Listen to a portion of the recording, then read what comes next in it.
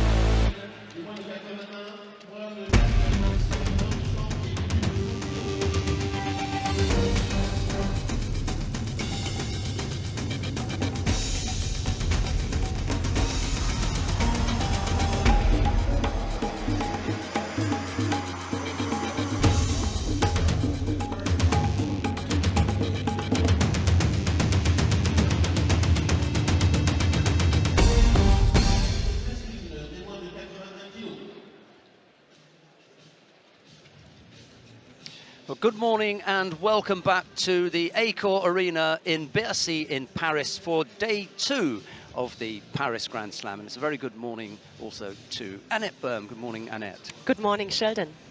We've got 7 weight categories to bring you on a packed day of action. So let's start by taking a look at the top 4 seeds.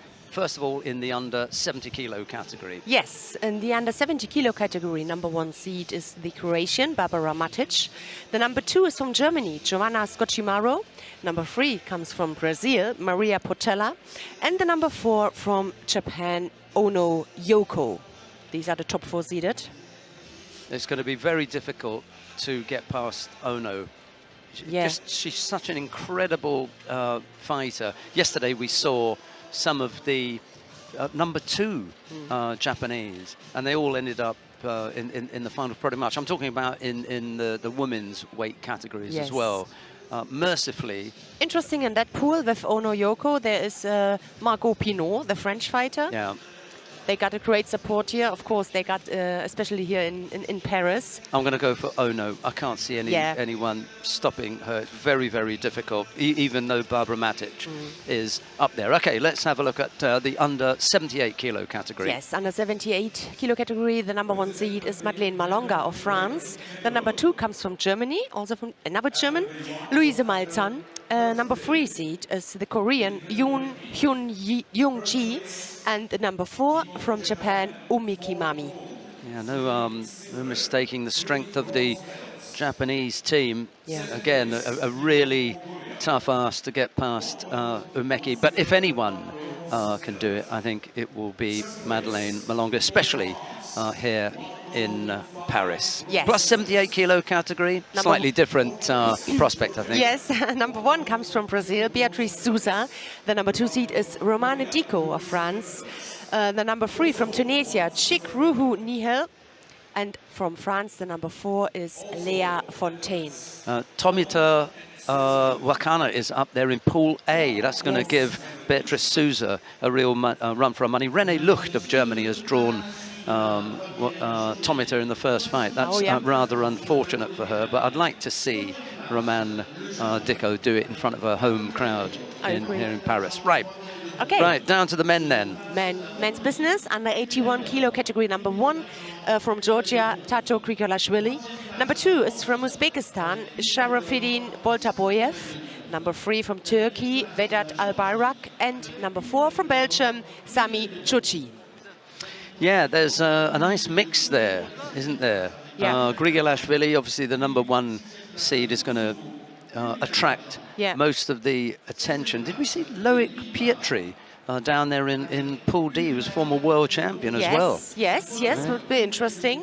First fight against Kalbelina. And I don't think it's going to be that long because we saw him in the warm-up area. Yeah. So it could be that his first fight against Kelly Berliner of the United States of America. Exactly, first fight on mat number 4, and I can see Rekviashvili's name. There's Zebeda Rekviashvili. So there's a few names going to be popping up very early on in the competition. Yeah. Okay. All right. Let's have a look in the man category under 90. Number 1 is from Uzbekistan, Davlat Bobonov. The number 2 seed here from Azerbaijan, Mamadli Mediev. Yeah. Number 4 comes from Georgia, Beka Griniashvili. And number 3, beg your pardon. And number 4 comes from Tajikistan. It is Krom Ronskog Ustupirian. Komranchol Ustupirian, good guy. He was the one who was complaining about the length of his suit to me this morning. I'm the wrong person. I'm not the judogi control, but I understand. He has to deal with it. he wanted to get that off his chest. Literally wanted to get the jacket off his chest. Yes. There you go. What was it that I wanted to pick out? Becca Gviniashvili. Before we move on, maybe we should just mention the nearly man for the Georgians. Always expect so much of him, but it's just missed out on a couple of the big medals. Do you see it that way as well? I see it in that way as well. He is. There's something special about Beka. We know him. We know from the juniors. Almost everybody, but Beka, yes, is special.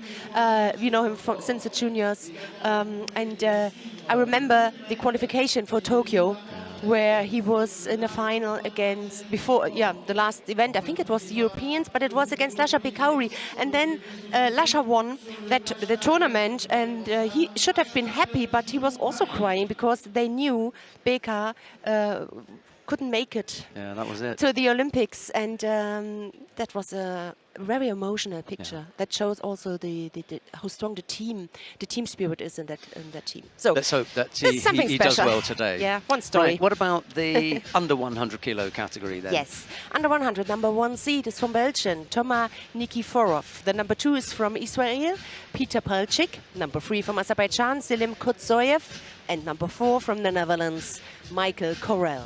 Again, we saw Zelim Kotsoyev in the warm-up area. Yes. A couple of other names you want to pick out there? Yes, I had a look at Axel Clerget, always on my list. Now up at 100. Yes, from France. Alexander Idir in the top half. Yeah. Asli Gonzalez for Romania, I think, if I'm not mistaken.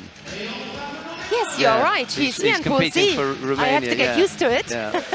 And who else we got? I'm looking forward to see one of the brothers from Clarice Ekbeknenu. This is not the twin brother, but it's the brother, Joris Ekbeknenu. First fight against Peter Palchik. All right. Plus 100 kilo category then. And not to forget, Nicolas Sherazadishvili. Yeah, he may have a better week this week than he did last. Yeah. Okay. Okay. So plus number 1 seed from Japan, it is Kageura Kokoro. The number 2 from Korea, Kim Min-chong. Number 3 from Azerbaijan, Ushangi Kokauri. And number 4 from Mongolia, Otkhu Tsetsen Sengel. Now, I'm going to give you an interesting heads up on 2 contests that are going to take place at the beginning of our day here. We've got 4 mats, so there are 4 contests going on. The choice of where you go and what you want to watch, that's up to you at home. Take a look at Kim Jong-hoon of the Republic of Korea up against Elliot Connolly of New Zealand. He's come a long way for this, Yes. Elliot Connolly, so you may want to watch that. However, we're going to watch the contest between Nicholas Ionesca of the United States of America. He's up against Tamar Al-Mali of Iraq.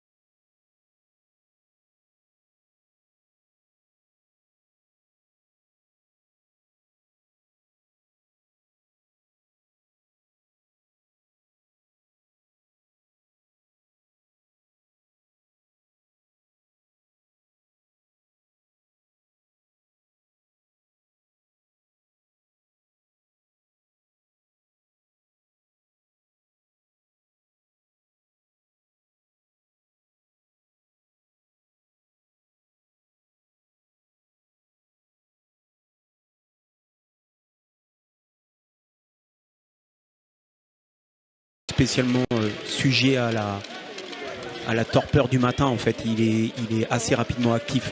On l'a vu déjà sur le premier. What a service we have here in Paris. Oh, there's a big team, many volunteers around, and looking for that. They almost brought us breakfast there. Yes, they almost crashed the opening. But that shows that they care for us. Right, so the reason that I wanted to come to this mat is, I mean, if they'd been really something blistering to go and look at, then I would have said, okay, let's go and do that. But we don't often get a chance to see some of the lower ranked fighters.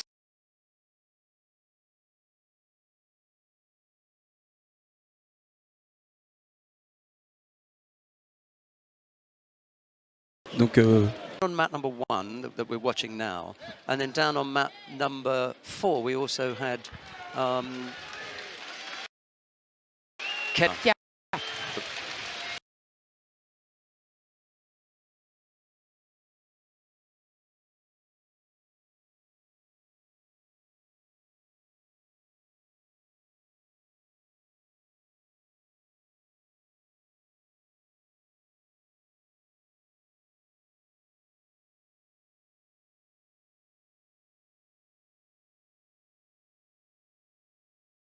Lowly ranked to try and pull your way up the ranking list. Yeah, especially.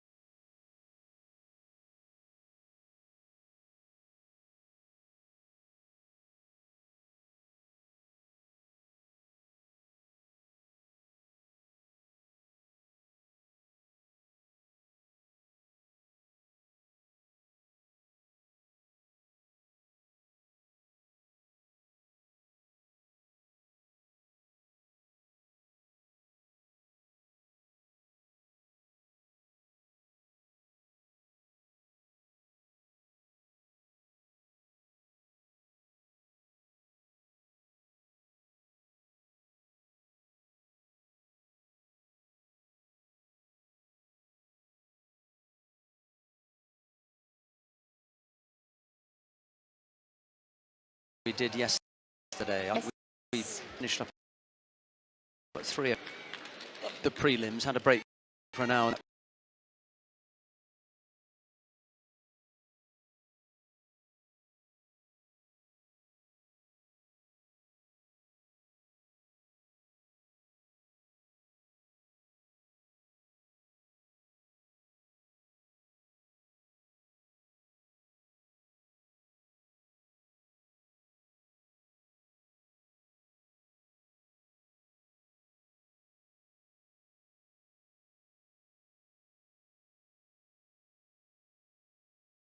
down on mat 4. Yes. 2 was Ari's against the American Berliner. Yeah, Berliner. Berliner.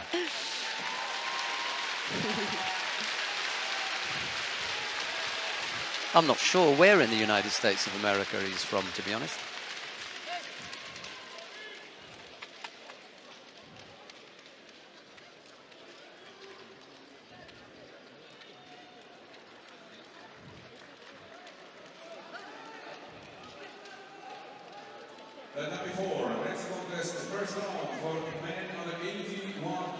Slightly better and stronger grip now from Ionesco. He forces Al-Mali into that far right corner. If that is right, Kel Berliner, Yeah. his hometown is In where? coming. Let's have a look. In Hometown. Georgia. Yes. And he was at the University of Georgia. We find out everything. Georgia. Scary. Yeah, well, they weren't that. I was going to say something about them having been. They lost their first. Yeah, Jason Morris is the coach. Yes. They lost their first head-to-head.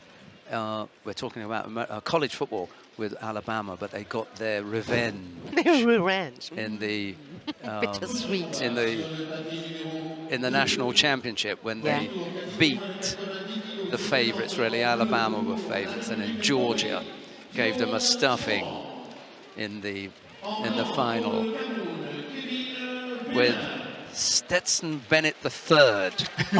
Well, the 4th, sorry, because we've got L.A. Smith III, Yeah. but Yeah. Georgia have got Stetson Bennett IV. How's that? All right, we're going to have a golden score. score. It's really balanced, but both 2 penalties.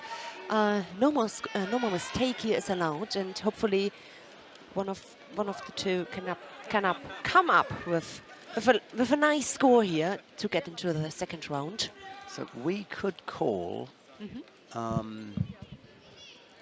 Berliner a bulldog because he's at Georgia, University of Georgia, and that's what they call the University of Georgia Bulldogs. Oh, yes. Yes, you're right.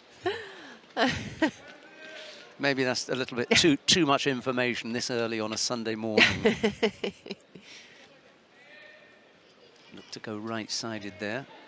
And Al-Mali trying an attempted turnover. But Ionesco was up to defending that. I was talking so much about Berliner that I've mentioned him here. He's not even on the mat. But Nicholas's surname suggests that he may have some kind of Japanese connection. What do you think?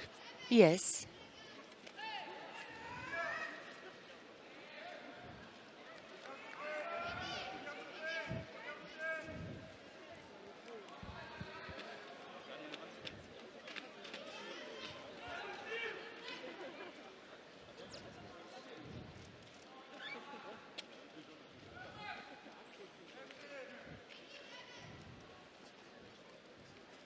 Yep. A 3rd penalty, unfortunately. Yes. For Al-Mali, and it's Nicholas Ionesco of the United States of America who goes into the next round. Okay. Faces Sami Chuchi. So the next contest. That is a tough ask. Yes. So now we can go back to our regular schedule then. And we're going to jump around quite a bit and look at different mats. But you at home, remember, you can choose whichever of the tatami you want to. Few fights time, Axel Klerje up against Zlatko Kumric of Croatia. That would be a good one.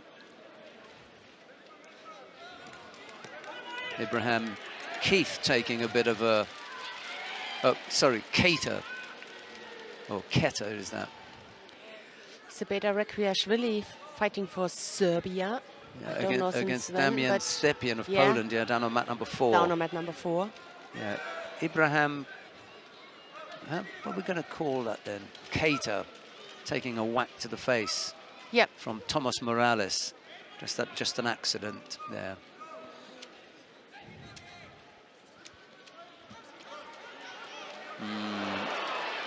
That was Morales blocking with the left hand below the belt there. He was lucky to get away with that.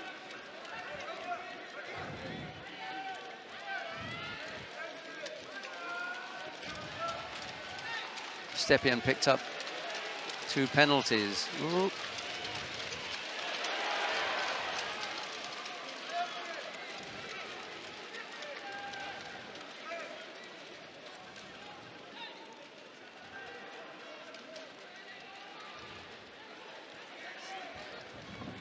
Yes, picked up a penalty.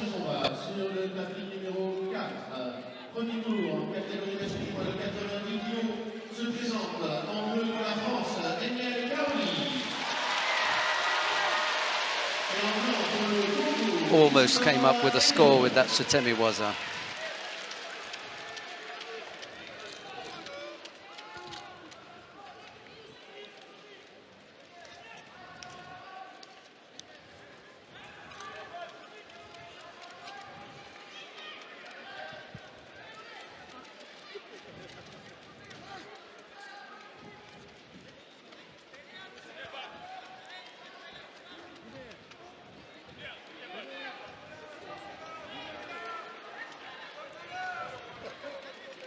Nicholas Sherazadishvili's name has appeared on map 4 in a few fights' time, up against Cedric Oliver of France. Yes. He'll have the French crowd behind him. And then after that, Nizoi Saki of Japan in the under 70 kilo category. Didn't mention her name this morning, but I will now. She'll be a handful. Exactly. And when we come to the fight or the category. I'll tell you what, there could be problems again here in that weight category if Nizoi Saki is in the lower half of the draw, and she is. She's in Pool D. Yes. And her teammate, Ono Yoko, is in Pool B. I would not bet against an All-Japan final in the 70 kilo category. And yesterday we were slightly unlucky with the 2 All-Japan finals, that they were not that great. Now, oddly enough, I think the semi-final in the under 48 kilo category, wasn't that between Tsunoda Natsumi and Koga Wakana, if I'm not mistaken? From yesterday? Yeah, the semi-final.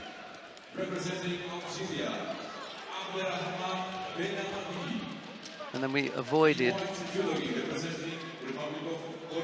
48 kilo category.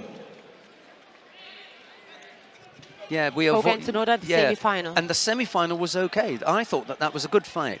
But the finals that we had yesterday, that were all Japanese, were unfortunately quite poor. Yes, yeah. But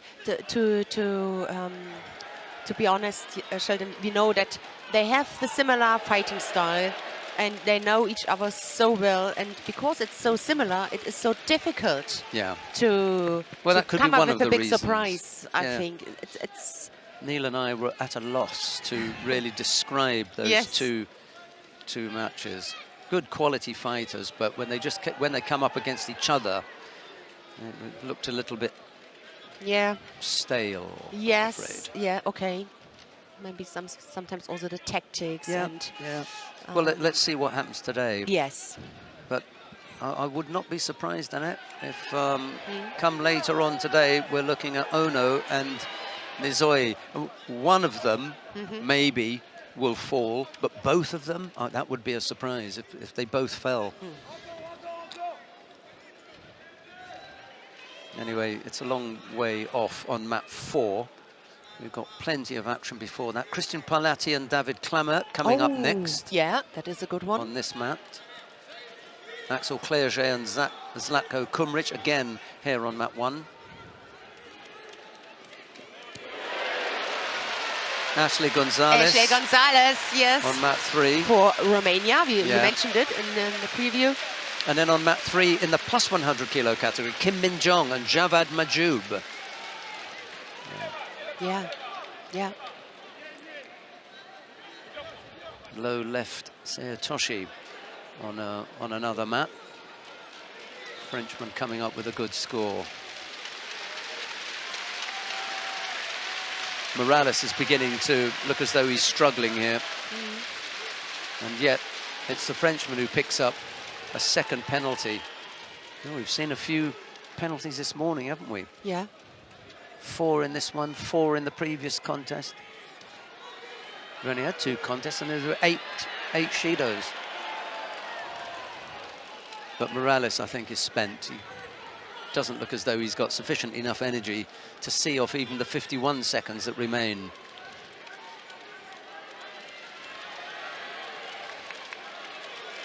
Hands on one side, he needs to change that grip. Kata, and he does.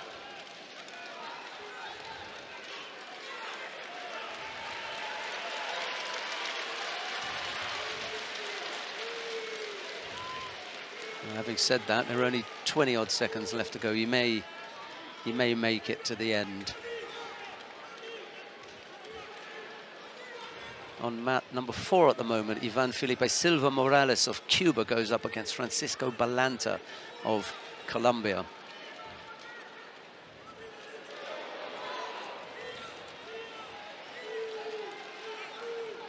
The W2 next contest. First round for women under 70 kg category. In blue judo uniform, Germany, Sarah Nagelbo. In white for Great Britain, Captain Jemima Brown.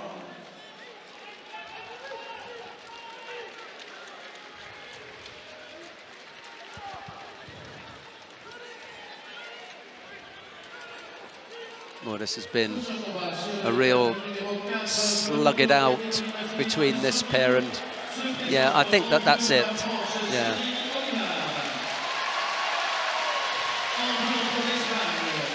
Morales is going to get called for a false attack here. Yeah.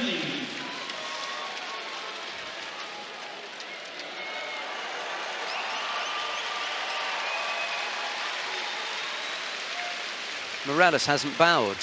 He didn't bow to him. He bowed to the mat at the end, but he actually didn't bow to his opponent, and then he didn't go back to the spot and bow. Yeah. This is simple. You learn it from the very beginning. This is the very beginning. I'm surprised that Turbat and Setsek didn't say something, you know, the referee. Yeah. Just let it slide.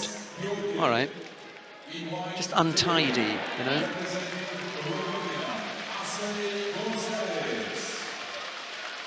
Christian Parlati of Italy is up against David Klamet of the Czech Republic. It's Parlati in the white, judogi Klamet in blue. And down on mat number 4, Nicholas Sherazadishvili is up against Cedric Oliver. Let's go down and have a look and see what's happening with Sherazadishvili. We saw him last week and he wasn't... you know, he wasn't that hot. He may have warmed up by now. And we're looking at the current world champion from the under 90 kilo category. He's moved up to under 100, so he keeps his red back patch, but if you keep getting knocked out in the first round, that back patch is going to lose a little bit of its shine, isn't it? Yeah, that's right. But I feel it is the right step. He is so tall. Yeah. And he himself said that he was tired of cutting weight. Yes. So you won't have to worry about that now. Nice grip. Can he make something of it? Well, he's let it go now. Back over the top. Oliver didn't like that, broke it off. Yeah, on the belt now. Yeah. And back up over the back on the belt again. Yeah, it's a good, the right movement, the right direction. You can play a little bit with it. Go forward, backward, come up with a feint. Disturb a little bit between the feet to put the French fighter under pressure. Oliver just bailed out of that for me. That grip went to his knees. There wasn't much on it, and he picks up a penalty for just dropping. He also escaped a little bit the situation. Yeah. Definitely Sherazadishvili with that dominance. But yeah, cross grip. Go now. Oh, very quick.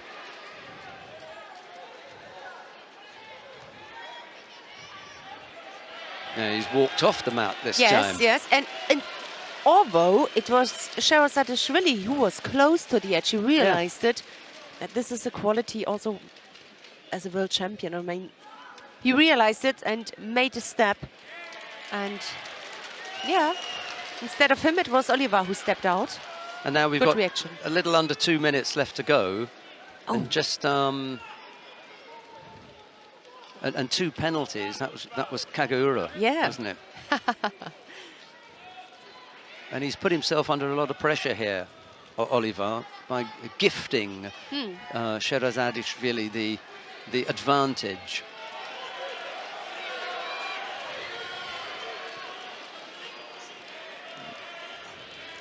Could be another penalty here with the gripping infringement. Yeah. He's going to get called for negative gripping, both of them. Yeah, or negative posture, and that's 3 penalties. Crowd don't like it, but you know, you come here to fight, and unfortunately, dropping, stepping off the competition area, and then a negative posture. All mistakes. It's not going to help you. Yeah, and the coach. You can look at the coach. He's telling him. Yes, he goes crazy. Yeah, remonstrating with him. It's up to you. He said. It's down to you. Yeah. He's said. Yeah. I wash my hands of you. He said. Look. Busy next match. Where's he going now? The coach stepped off the tatami, went to the edge of the tatami. There's some hand sanitizer there. He squeezed a bit and he said, I wash my hands of you, and ran off. Right, we spoke about Nizoi Isaki, and now she's going to take to mat number 4. That was Palati. That was Palati over Clamart. Ines Prévost of France has the pleasure of having to face Nizoi Saki. I really like Nizoi, and the unfortunate thing for her is that she gets very few picks. Yeah. So let's see if what I have seen previously of her stands up. I do think that she's a difficult fighter. Almost went against the arm there. Just have a look at her record if you can, Annette. NIIZOE. Yeah, I will.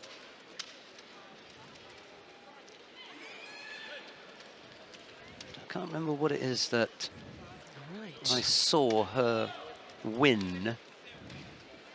Uchimata, that's a score. Wazari on the board. Prévost goes over. Actually, she's the defender of the last Paris Grand Slam. Right, Grand Slam gold medal winner. Yes. So it wasn't that long ago that she was here. Yes. That was in October, wasn't it? 2021? Exactly. And one more year before, in 2020, she became second. Kuhe Hauter.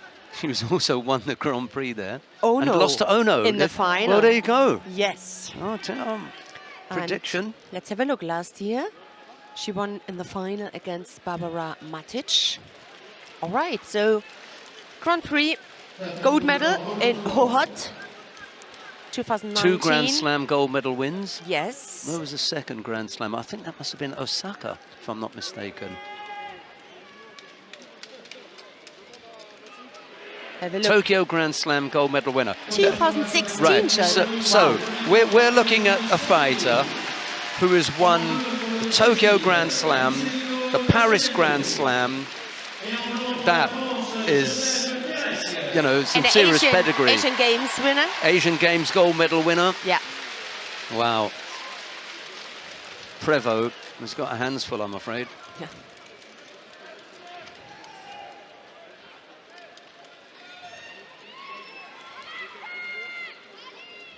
That was the Brazilian going over and then having to tap out. Wow. Little Kojigari. Axel Clerget is on the mat. Yes, down on mat number 1. Very popular, Axel Clerget. I will never forget when he came back, when we saw him at European Opens, he said, I'm going my way, I do this and that, and it was completely right what he did. Yes. You see him now. He proved them wrong. Yeah, exactly. Yeah, when they said, we don't think you're worth having or investing in, we're picking some other people. He said, okay, well, you go and pick them, but I'll go my own way. I'm really happy for him. Yeah. A little over 2 minutes left to go. Just that one Uchimata from Nizoe. She's kind of calmed down since then. There she goes again. Yeah.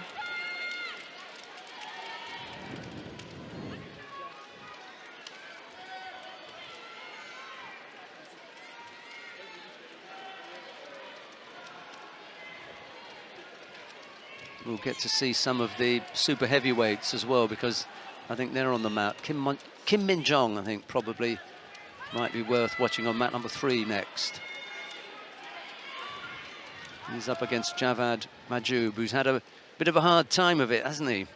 Yes. Little Ko Sotogari there from Nizoe, just bringing Prevo down onto her front.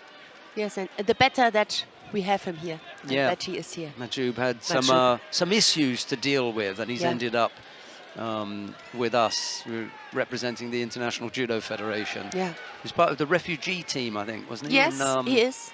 Was in Tokyo. In Tokyo.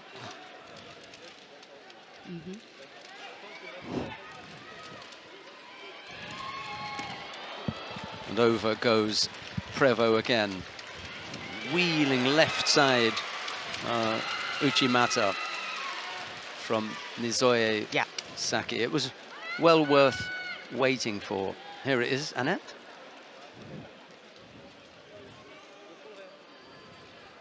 Just a little low. Yeah. The leg was not too high, but the control must have been amazing. Yeah, the arms. If we look at the arms and the work with the hands as well, steering. Directly went and that pull to the ground. Yeah. Yeah. Nice pulling action. Yeah. All right. So we do get to see some of the super heavyweights. Ushangi Kokauri of Azerbaijan is taking to the mat. He goes up against Marvin Gado of Monaco.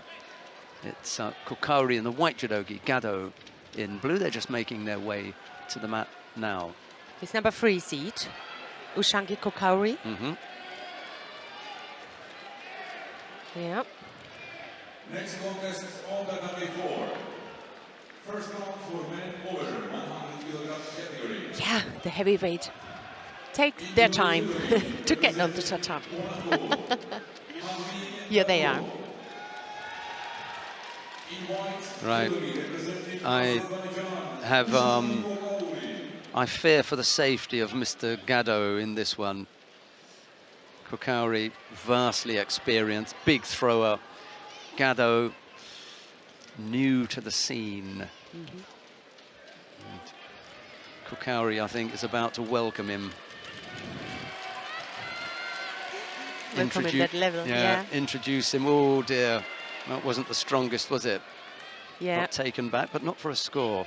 What happened to Kokauri there, rolling away? But I must say, he is new, yes, but he is short. And if he is quick enough underneath, and a little bit more power here, no control with his left shoulder, then it is a dangerous thing for the heavyweights. I think so. You know, if somebody gets underneath you quick and whoop. But yeah. Yeah, Wazari. Yeah. Or Saikomi. It's done and dusted, I'm afraid. All right, as we said.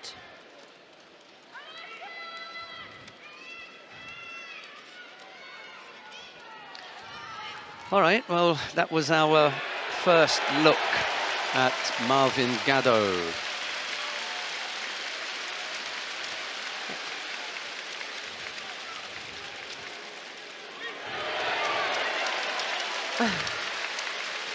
Is that Axel Clerget scoring on Zlatko Kumric Yes. down on mat number 1, I think? Yeah. Yeah. I like Kumric. He's a good boy, but gave up a score down there. Who have we got coming up next then? This is the Axel Clerget score. Nice, yeah. Neatly done. Right. Mbagnik Ndiaye of Senegal up against Emre Sanal of France. Ndiaye in the white judogi, Sanal in blue. And it was Ndiaye last week who won Senegal's first ever IJF World Tour bronze medal. He picked up a bronze medal at the Grand Prix in Almada. That was neat. Nice piece of work. So Ndiaye may be on a good form here. You have a look at him. Neil Adams is going to come and sit in with Annette Byrne. Yes. So Sheldon, see you later. Have a nice break.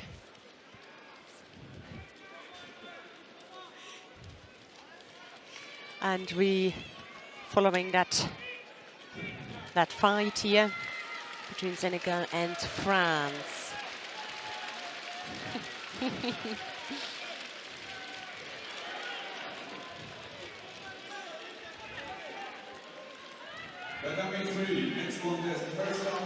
Hello, Neil. Neil Adams. Good morning. Pleased. What did I miss? No, just watching this one now. Yeah. Look at this. Oh. Yeah. Well, good change of direction there. Just came in at the right time. Yeah. I think everybody was willing him to win that, wasn't they? Yeah. Big Kosoto in the end manages to pull the top half in and, well, counters the counter. Good control there. All right. So. Well, we've seen one or two surprises, haven't we, already? And look at it. The atmosphere in here is already electric. It's fantastic. Absolutely. I still need to get used to that. For example, Rikwiashvili is fighting for another country, and the former Cuban Ashley Gonzalez. So I still get used to the new nations, but I'm happy to see them on a tatami. Nice to see him on the mat. Yeah. He is struggling a little bit. I've watched him the last couple of outings, and he is struggling to find the form. Shavdat Tuishvili gone up a weight category, of course, and he's also just having a little bit of a problem, I think, adapting to the heavier weight category, but might take a little bit of time. Sometimes I think it takes a bit of effort and a bit more time for certain fighters. Certain fighters can go up a weight category and they're right in there, but he'll get there. I know he will. Double world champion at under 90 kilograms and through to the next round, so that's a good thing. Just realized that Axel Clerget lost his contest. Ooh. Against Some surprises, aren't there? Yeah, there another really are. one. Yeah. I hope to see him in one of the next rounds, but not for today. It's always quite interesting when you get rid of some of the first round matches. Yes.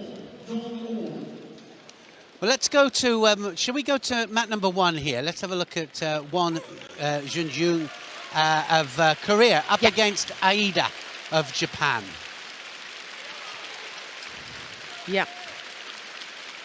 Men's 100 kilos category. Aida now, look at the turnover. Looking for that double lapel turnover. We see the ladies and the men's team both doing it. Mm-hmm. High professional, step by step, very controlled. Well, it's controlled, isn't it? And also it's, like you say, step by step, leg trapped when they roll over and then just take the leg out. Look at that, Uchimata gets a score. And that was a good landing to see there, that the 90-degree landing there, absolute with the Uchimata. Yes. Absolute Exactly. 90 degrees, 90%, wasn't it? yes. That's what we want to see.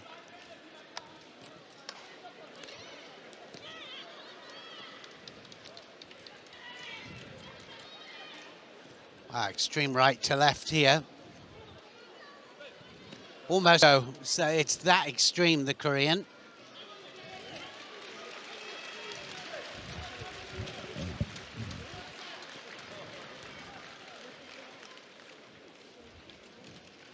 Well, you can see that with the left to right stance there, leaves sometimes, and that can happen because the big right arm or the left arm, depending on whether you're left or right-handed, but just used to defend. This new Kumakata now that we've got a little bit more freedom with the Kumakata, that especially the Korean grip there, as long as they're active, then they can use it. And it's such a strong grip, isn't it, that double lapel grip? Absolutely, it is, yes. And ever you can stand the pressure or... It's not so good for you, that grip. But yeah, and he was active, he had that grip. Explosive Grande, and drops down very, very low for his Seanagi, goes off the Sodi as well.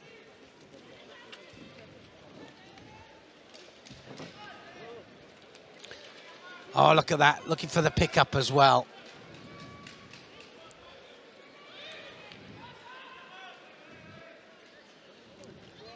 Not a big heavyweight, went up from minus 100 kilos, but he likes fighting the heavyweights. Championships heavyweight.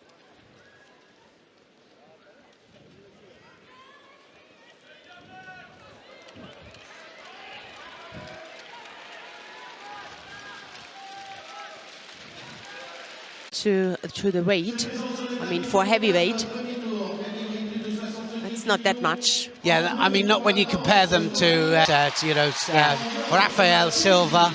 Yeah. They're giants, you know, they really are. Stand next to those. Stood next to both Teddy and Rafael Silva. And you feel like, that you're dwarfed by them. It's incredible, actually.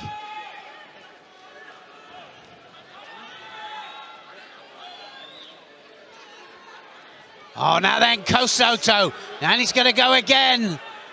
Ooh, that was close, wasn't it? It absolutely looked promising. Shimato attempt, yeah. Started outside, that's why the mate. Grande's best chance, I think, is with the Kosoto.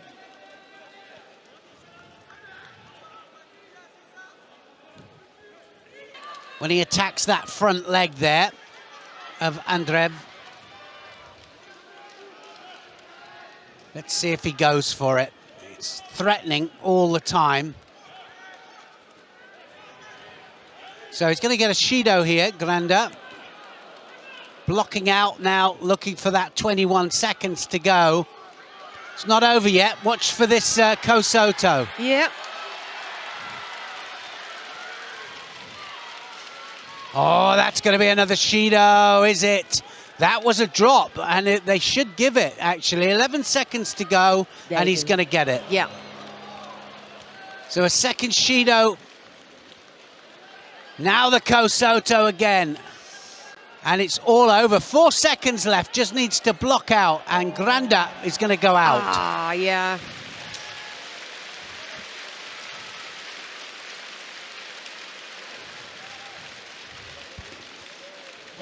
So Andreev will go through against Kim Min-jong of Korea, and that was a surprise. Yeah.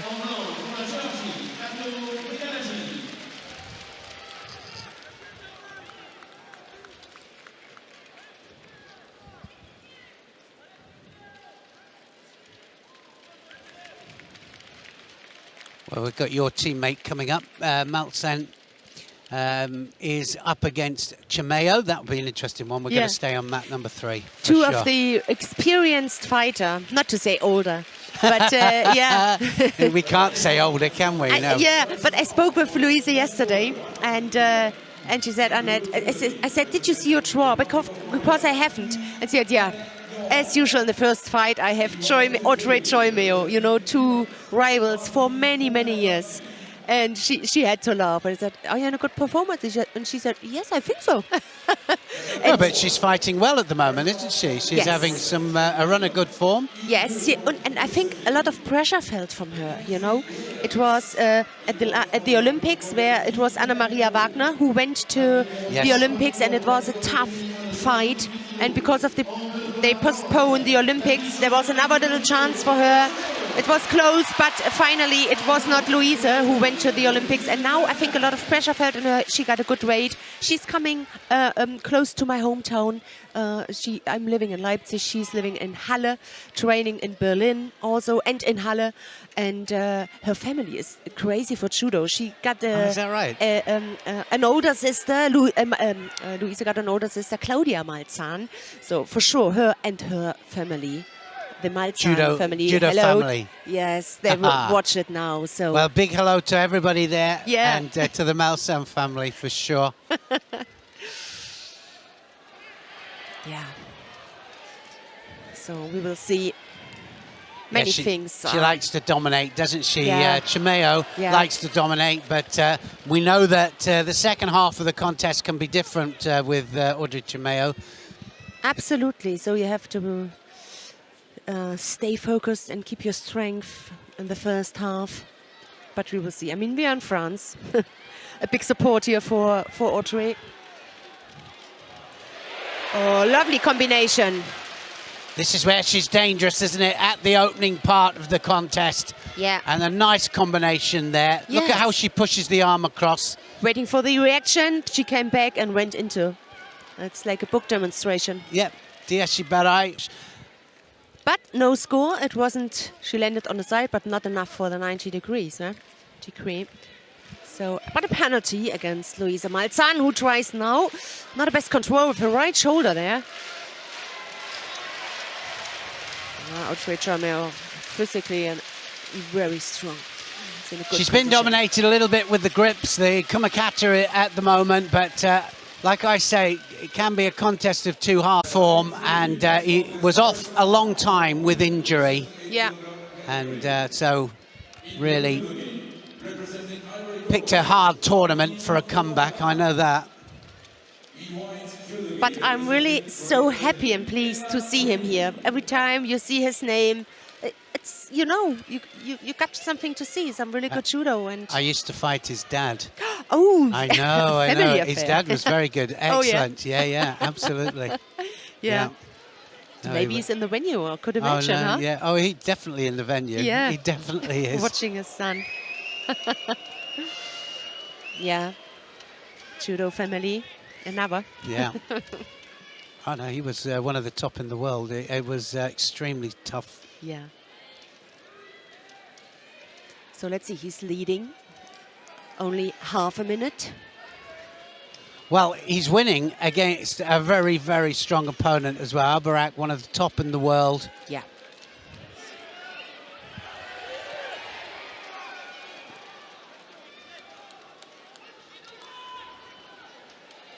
With history from another country. Albarak. 18 seconds. Can he close that gap? Maybe one last brilliant idea. Well, this will be a good contest to win. Albarak doesn't lose many. First in Baku, first in Antalya, first in Hungary. He doesn't very often lose, and he definitely doesn't lose in the first round. He won't like that. For sure.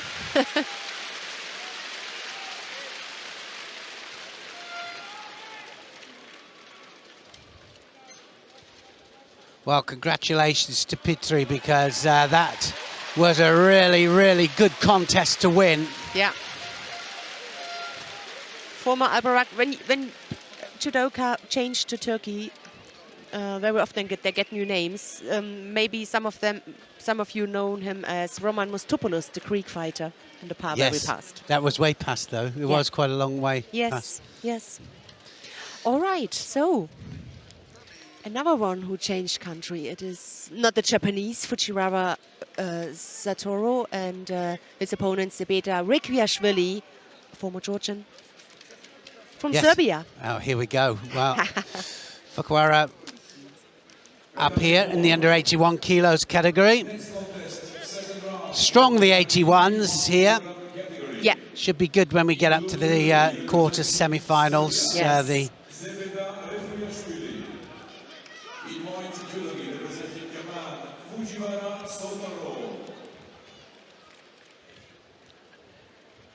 Well, they're always looking for under 81 kilos fighters, the Japanese.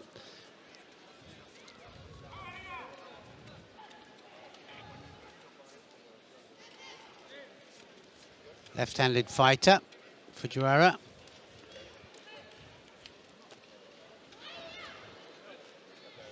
Totally different styles here. Yes, that is right. But that really makes it so exciting if two different styles meet. Very often it is the case. Yeah, it certainly makes it interesting, doesn't it? It offers you chances. I think you won't have so many when you have the same style of fighting. We have seen it yesterday with the we saw it Japanese. yesterday, didn't we, with the Japanese, Yeah. you know, they just kind of cancel each other out. Yeah. Rekvilishvili looking for the Sodi and looking to get close. He wants to get up close and personal with Fujiwara. And this is a really strong gripping match. All on the sleeves here.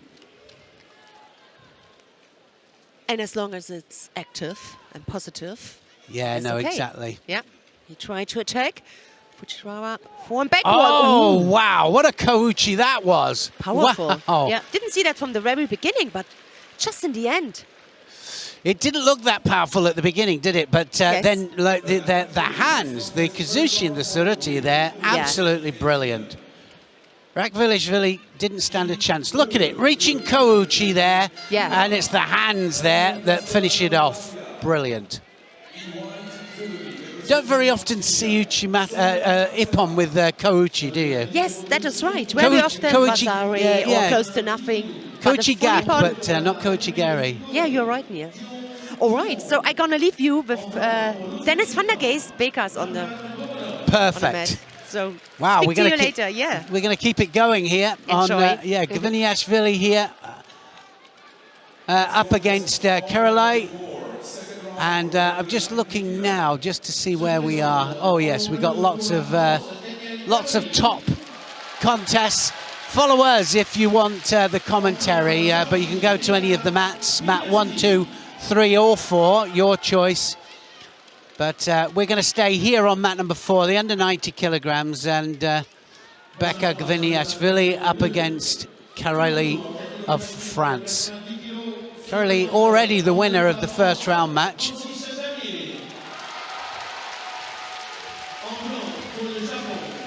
Just saying, Dennis, that sometimes the great advantage, of course, that the French have here is that they can put their national squad in, sometimes their juniors as well. And some of these national squad players are causing havoc.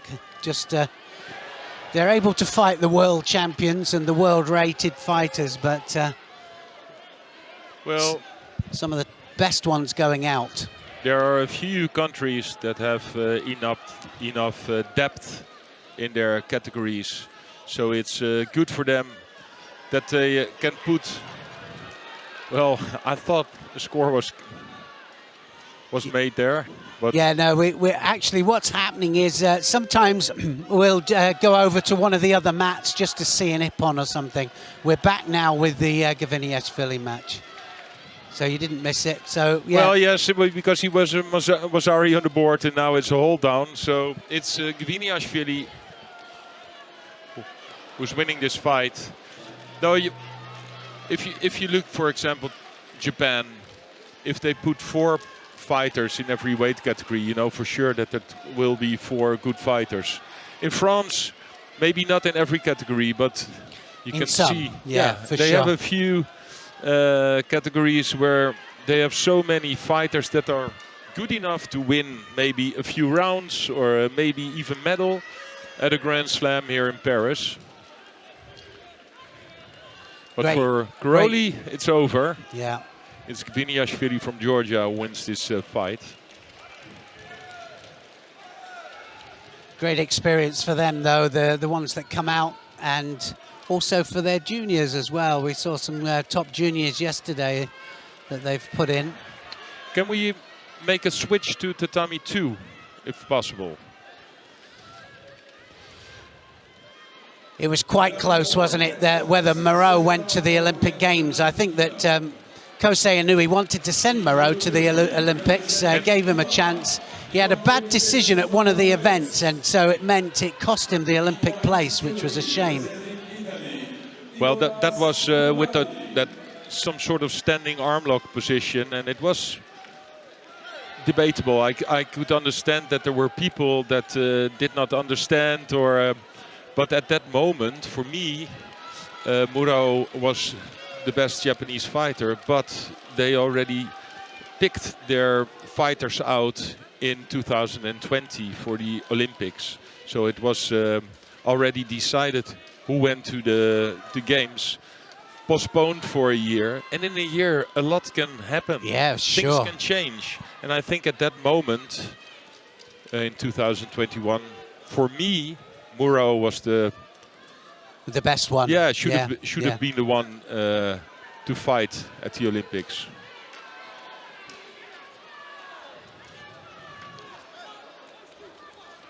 Yeah, for me too. I remember looking at that thinking, oh, that's a bit strange. He was out there alone with Moreau at one of the events. I thought, they don't do that, the Japanese.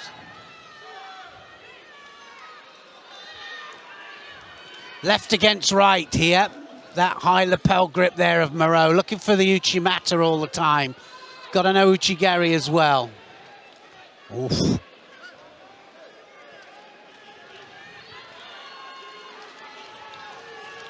Moreau taking the initiative here. Damier has to do something. Yeah, he gets a penalty I was going to first. say, Yeah. saying that, Moreau gets the penalty for walking out.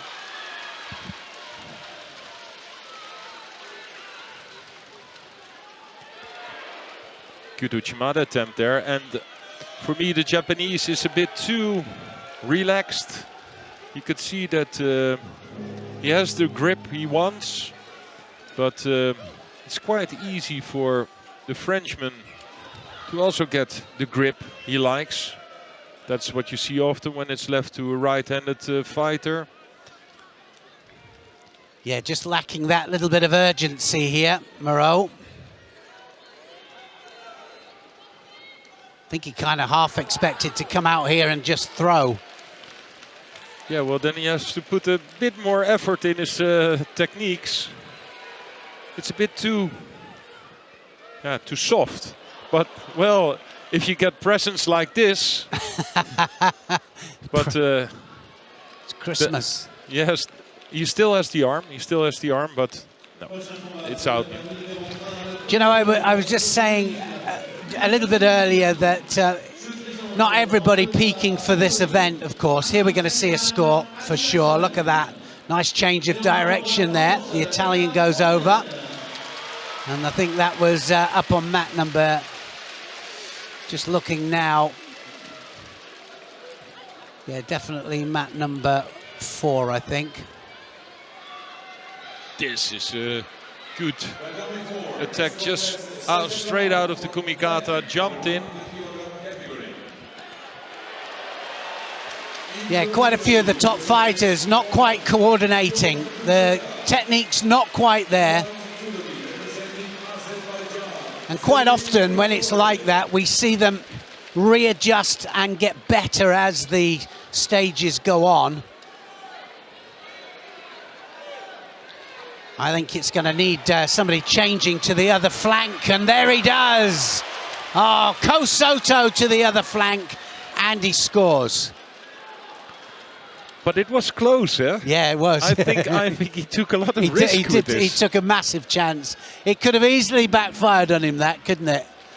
I mean, you attack a leading leg and you really take a chance, don't you? Especially with an Uchimata man, you've got to kill that that weight over that leg, and it wasn't far off. Yeah, you could see that there was still a chance for the Frenchman to counter there. Well, it started with Moreau, so obviously it finished with Moreau, so it was his score. This is one of the best things until also a rule that changed not that long ago. Yeah. That we always look at the fighter who is the... Started it. Who started it.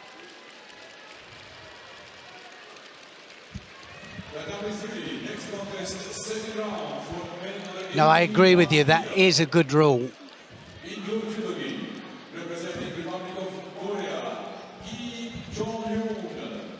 So Nikiforov just about to come on. We'll stay on this mat here in the minus 100 kilos category.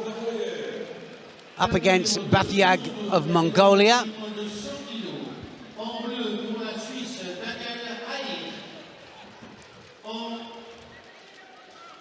Well, some of these judogis do look bigger, don't they, than we've seen them for some time now. New regulations.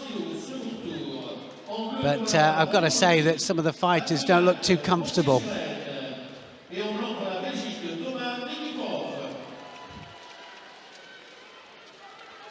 Oh, nice Sodi Surakamigoshi there from Nikiforov.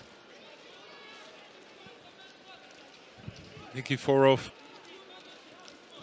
I think he suffered from some injuries the last few years, but came back last year very strong, winning the European title. Yeah, I think it's got better and better for him, hasn't it? And he's looking to that next Olympic Games, isn't it? It's amazing, isn't it, how that, because it's a year difference now, some of them can look at it and think, well, I might as well just hang on, another Olympic cycle, but it's not a full one. No, and that's also strange. Normally after the Olympic Games you see a lot of new names, and they start the 4-year cycle with every country starts with their talents, what they think could possibly be people who can get to the Olympics. But with only 2.5 years, I think you will see a lot of the same guys and girls around, because 2.5 years, well, it's doable, isn't it? It's doable. Yeah, it is, yeah.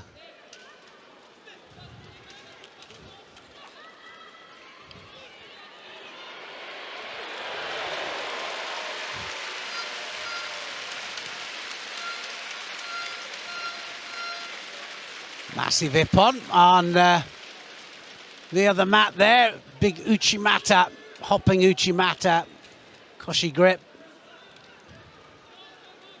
Back to Nikiforov.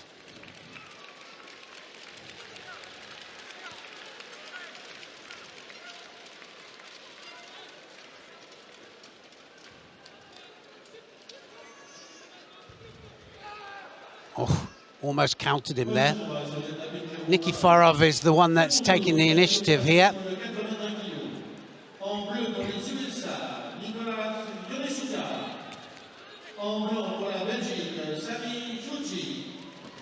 Wasn't far off that, was it, actually? No. If it had got a landing there, it might have gone against him there.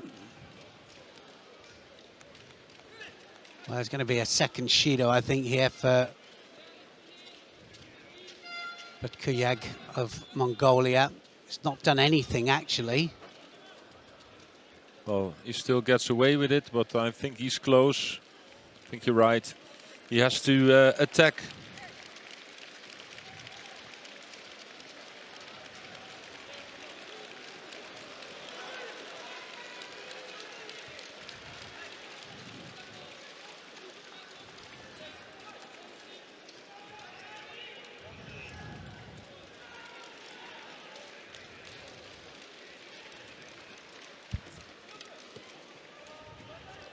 Well, it literally hasn't done. Oh, look at that. Oh, my goodness.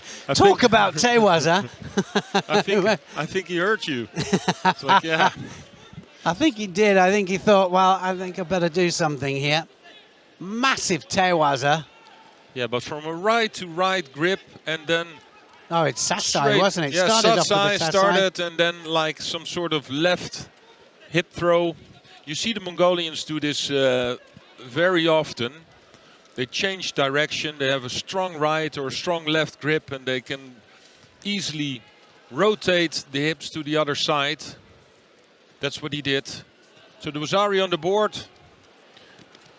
Big attempt by Nikiforov. But that also brings him in a difficult situation on the ground.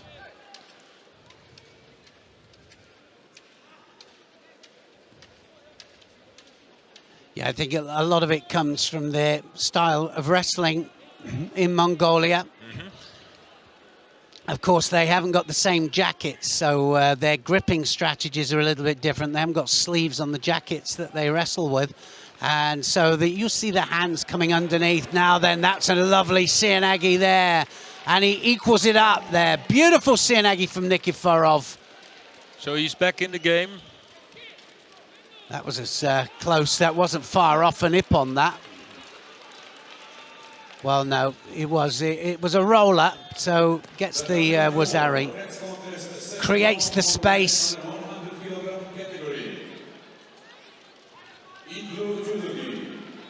Yeah, that's it. The Mongolian wrestling suits, they don't have the sleeves. No, they don't have the sleeves, so you see them coming underneath. They do a lot of arm hooks. They go over the top, round the back. Hands on the armpits, and that's why they're also good in like steering their steer opponent it, to the other side. Exactly.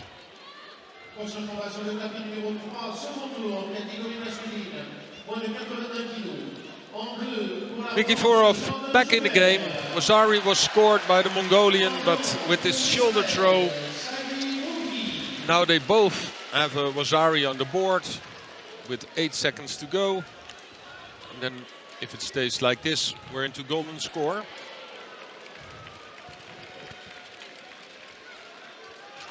Yeah, this isn't over, is it? they're both of them pretty tired here. And you can always tell, because that's sometimes the most difficult thing to do, to pull your belt through, or your jacket through your belt. Especially when your forearms are solid.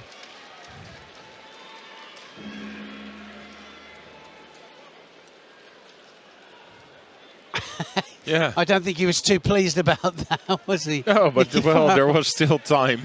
So, yeah. And he wants to get on with this here.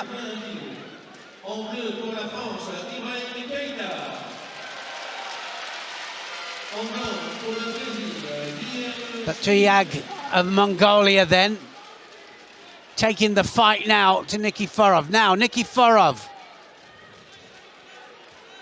Can he continue in the Newaza? Yeah, that was two different movements, wasn't it, that? So no score. This is going to be a score here. Is this Shavdat Tuishvili? It is. And Shavdat Tuishvili there. That's Sherazadishvili, who the world champion under 90, started his new category last week in Lisbon. That didn't go very well because he lost his first fight there against And he hasn't Mongolia. been able to settle here either. No. And I just spoke to him earlier on during the warm-up. He's 98 kilos, so he needs to gain a bit more. And also his style of judo, he's a tall fighter. At least in the 90s he was a tall fighter with the overhand grips, do chimatas. And in this new category it's more difficult because his opponents are also a bit taller. Yeah. So that will take him... He hasn't got the same advantage, has he? No. No, it will take some time for him to adapt. But he also knows that, okay, he has some time, but the earlier you are ranked, the better it is. Yeah, now he still has to fight sometimes first round or second round people that are really highly ranked. Yeah, it's almost the wrong way round, isn't it? I was thinking that. I mean, he's 2 tournaments now. He's now out in the second round here in Paris. So, and his first round match here didn't look that good. He looked out of balance and off, you know, not quite feeling the balance there. And of course, technique's coming very difficult for him. But he'll need to get out there, get as many contests as he can under his belt. Maybe a couple of European World Cups. Yeah, because this is the problem for him that now, well, he made 2 fights. Last week he made 1 fight. It's not enough. No, it isn't. And he lost now against Tudaboyev from Uzbekistan, youngster from Uzbekistan. Yeah, and he's not used to losing, so doesn't want to. It's not a habit you like, is it? You know, once you're used to winning. Now Sianagi again, and almost gets pulled back again. And you also will get a bit of doubt. Did I make the right decision to jump from 90 to go to 100? If you have to do it, you have to do it now, because then you still have enough time to prepare yourself. 12 years, so it's completely understandable. But now the second week you lose, not a final block, while you're walking around with the red back patch. It's not hard. good, is it? No, it's hard. The hardest thing. It makes you think, and you're laying light in the, well, did I make the right decision? But yeah, well, that's judo. You sometimes, yeah, every fight is a new one. It is. The only thing he can is. do now is prepare himself for the next Grand Slam or Grand Prix. Well, I was definitely feeling for him today, because I knew that there was just something a little bit off kilter. So Nikiforov gets through there. The third Shido went up against the Mongolian, and so that's that one all done. Now listen to it in a second when Alexander Eder steps out, because he's up against Ike of Switzerland. But we'll stay on this mat just for a second, just so that we can hear the crowd. Here we go. Saying that, we've got Mookie here, Sagi Mookie on mat number 3. Your choice, Dennis. Yeah, that fight is almost over. Mookie leading. Let's see Eder.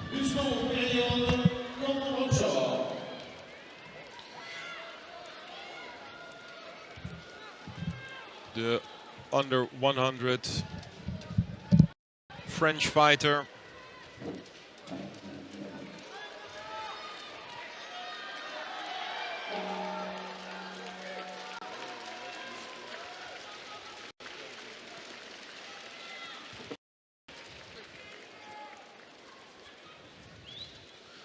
France having a big history in this category, with some good fighters. But yeah, he's really experienced as well, isn't he, Alexander Eder? He's got some great techniques. He really takes advantage from that sleeve grip as well, going left and right for that Sianagi. Crowd's going to be behind him. Capacity crowd here, just looking up, right the way up there into the rafters.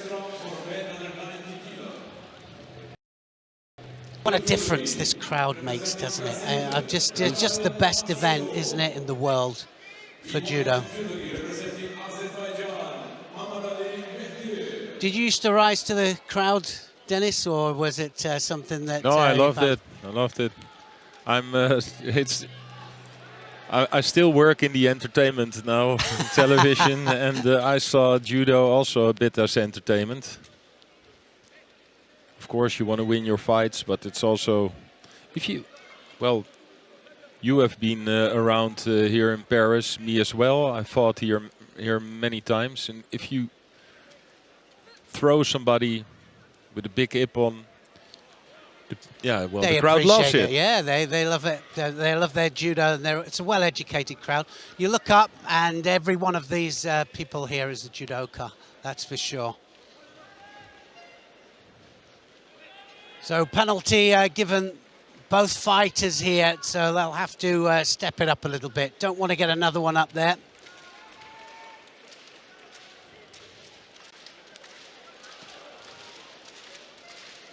Certainly yesterday we saw the second and third rounds getting better and better progressively.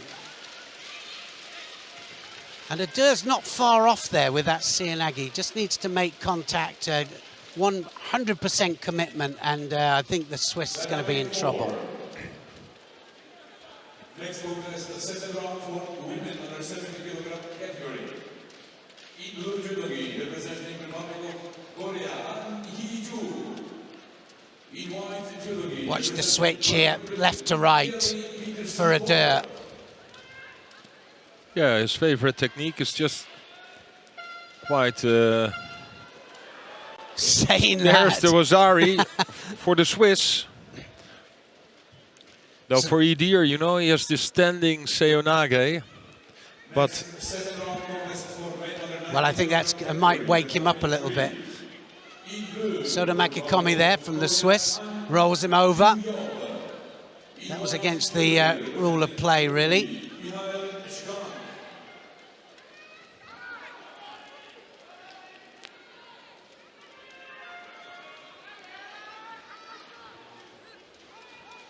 Well, most of the people during the day will are judoka that come onto the web page and get the live judo. But of course, it's still nice to hear some of the tactical situations as well. And left against right is always a difficult problem.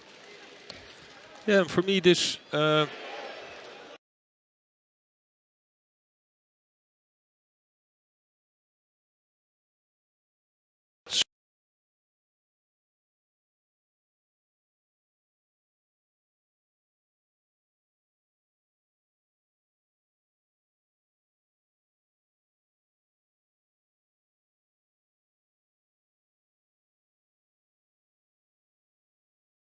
You know, it's a silver medalist last week, so he is in a good form, and he shows it because with 1 minute on the clock, he's the one who's leading with the Wazari against one of the French favorites, Idir. Well, he's got a minute now. He's got to step up the pace here. Adeur's going to go for it.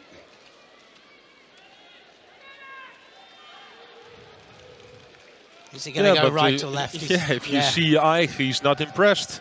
He's fighting real hard for his grips. Big right arm over the top, eh? If you look at this, it looks like Eich is a Wazari down and not Idir. And this was also the moment for Idir to stand up. He knows he's in trouble. He just gave up. It's all over now. He's just got to hold him there for 10 seconds. 10 seconds, he's got a Wazari on the board already, and it's all over. Like you said, just gave up, didn't he, there? It was Eich with the Wazari on the board that normally would be the one who looked more defensive, but it was the other way around. And well, you can see if you still have the feeling that you can win the fight despite your Wazari down, if you come in Newaza, you just stand up as soon as possible. Absolutely. Because you need all those seconds. And you saw Idir when he came on the ground, he did not gave it up. No, he did not react anymore. So he did not have the confidence to win. So it's the Swiss guy who just continues showing his good form after a silver medal in the Grand Prix in Lisbon last week. He now wins against Idir. And we will be seeing him later on fighting, I think Nikiforov won, eh? It'll be Nikiforov, yes. Let's go and have a look at your teammate here, Michael Kurel of the Netherlands here, up against Kumric of Croatia. That's on mat number 1. So if we can just switch it over to mat number 1.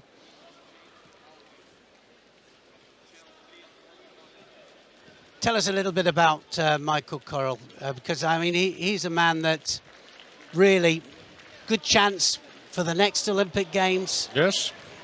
And a good chance. I mean, if he's in there, he's got a chance of a medal, hasn't he? Well, for him, it did not work out very well at the last Olympics. That was a shame. already a bronze medalist at the World Championships, and now for a few years he's the #1. But we have Simeon Katarina, also from the Netherlands. He will be fighting next fight. Great Wazari here on the board with the shoulder throw, one of his favorite techniques. So yeah, tell us about Katarina then, because Katarina must be in there. Yeah, he's a young boy, he's and trying hard, he's showing some excellent judo. He's not that stable still, but I saw him winning a Grand Slam. I saw him win him against, for example, Damian, the Russian. And I think he believes it as well, doesn't he? You know, he believes he can do it. Yeah, so he feels also, I know for sure Michael Corral will feel the pressure, not only to win medals himself, but also that there is another fighter from the Netherlands who is good enough to win at the highest level. Well, it's always good if you've got two in the same weight category chasing each other. They don't like it, but it's good for the country. And they're in the same block today. So if Michael Corral wins this fight, and he's looking quite strong in this one, next fight will be Katarina against Ida from Japan. If Katarina can beat Ida, we will have a touch quarterfinal. Quick look then, nice Uchimata there, and we're just flashing from one mat to another if we get the chance to see an Ippon so that we don't lose it. Our tech people being super and giving us what we want here, which is the Ippons.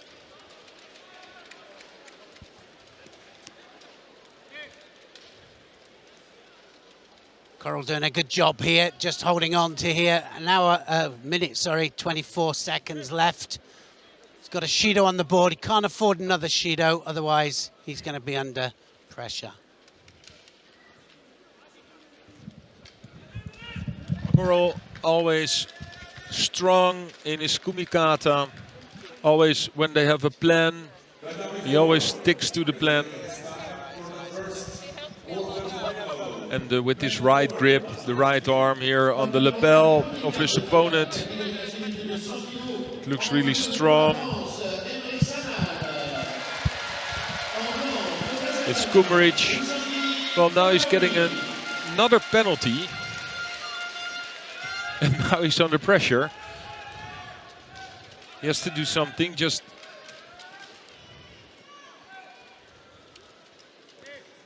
Yeah, well, we said that second penalty is not good, is it? Because one more mistake, and that would be you know, not the best way of losing it. He looks really defensive now. He has to jump in maybe with the shoulder throw. This right arm is not good. Yeah, the danger as well. He was near the edge there. If he steps out, and he knows he's got to do something here now. Can he waste that 20 seconds? Here we go. He's going to try. Yeah, this is good for him. The time is ticking away. But with those two Shidos on the board, it was still a bit dangerous. Kumaric felt that there was maybe a small chance for him.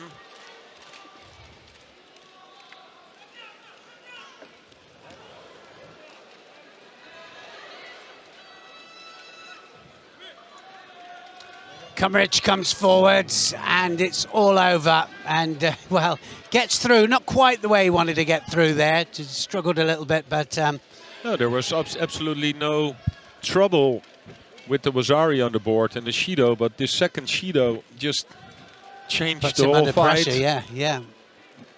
And you saw directly that his kumikata wasn't that strong anymore, and so he felt... Yeah, he felt a bit pressure, or it's kind of a switch, isn't it? Because psychologically you go into defensive mode. Like you say, you've dominated through the whole contest and then almost throw it away at the end. Glad he didn't. Anyway, we'll stay here with your who we were talking about here, Katarina. Netherlands up against Aida of Japan. This is the Wazari from the previous, oh no, we're just, Wazari there, we're just having a look at mat number 4. Mat. Yeah.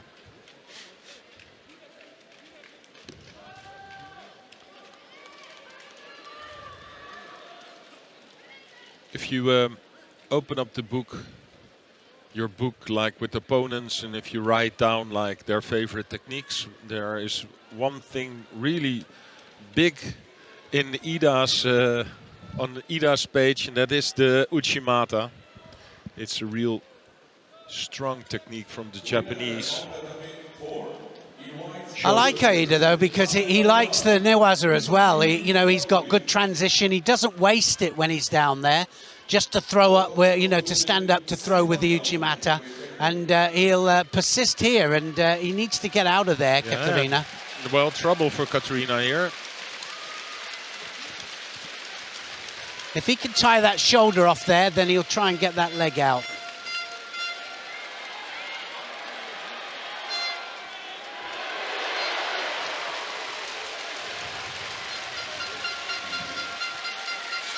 Starting to liven up in this stadium now.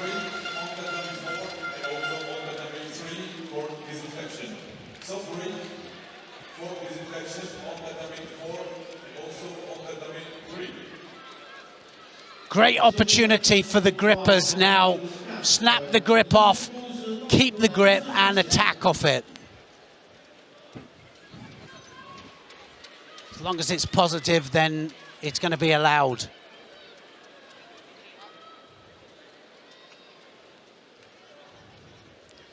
Do you think it will make a big difference with the small change with the Kumakata now, with the pistol grip, grip? I think we can say in 3 months. I think at this moment, I think it's really good that they get more chance. You're not penalized so fast in the Kumikata situations.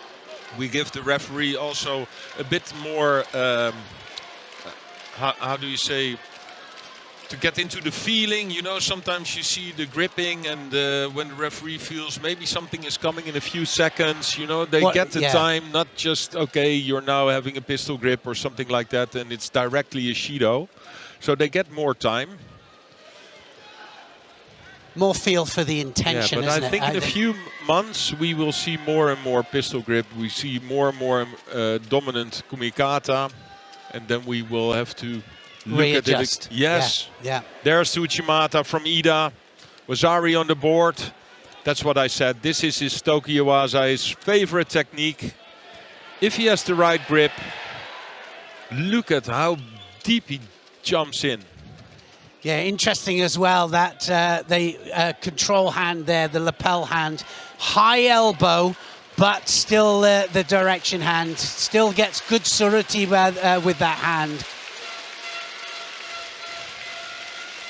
So, trouble for Katarina. Wazari on the board, and he tries to fight himself into his opponent, trying to get close. The left arm on the back of the Japanese. Here it is again. But it's quite easy for the Japanese to get out of this situation. And every time when you put your left arm on the back of this Japanese, and you know that his favorite technique is the Uchimata, it also gives you... yeah, he's better on the inside, isn't he? Yeah, it opens up. This could go... Oh, he's looking for it as well. It's perfect for him. Yeah, but you see that Ida doesn't want to have the right arm also on the back of Katarina. Wants to have the lapel. Now he has it.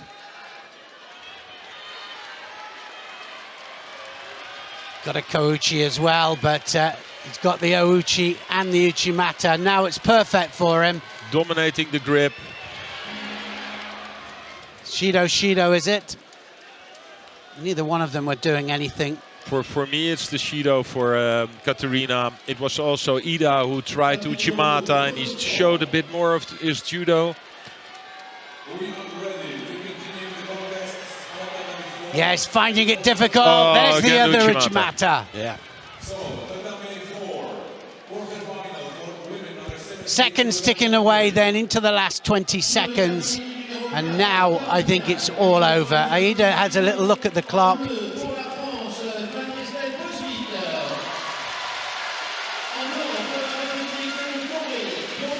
Now it's all over. Just 10 seconds to hold him. Katarina back to the drawing board, because in this fight he had not a big chance. It was Ida who could easily control the gripping. He had the right grip he wanted, the hand on the lapel, also the sleeve, and it was way too easy for him to jump in with his Uchimatas. Yeah, he needed to change the angle, didn't he, really? It was, like you said, easy way in.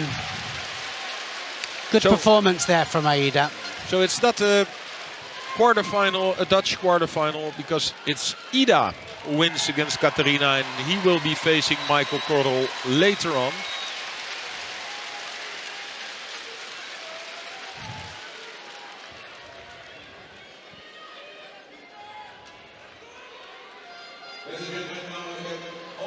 Well, let's go to mat number 3 because we have Peter Palchik up against Agbeg Nanu.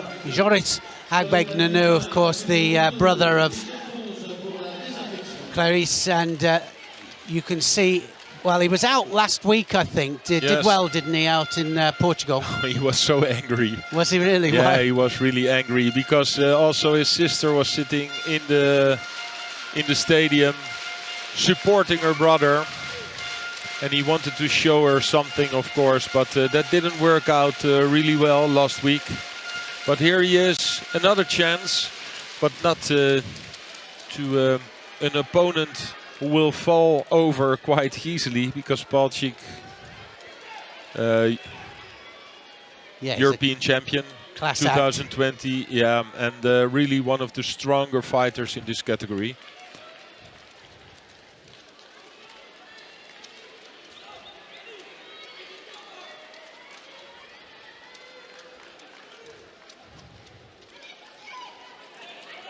Well, left against right stance, can't catch the sleeve. Both fighters get a Shido for just blocking out. 2 Shidos apiece now.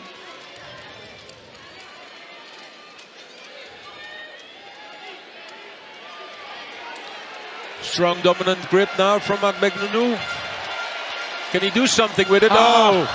And you felt it coming. Yeah. You know, when you're hopping over the tatami like that, you know somebody's going to make a foot He was dancing just sweep. that little bit too much, wasn't he? Yeah, here he goes.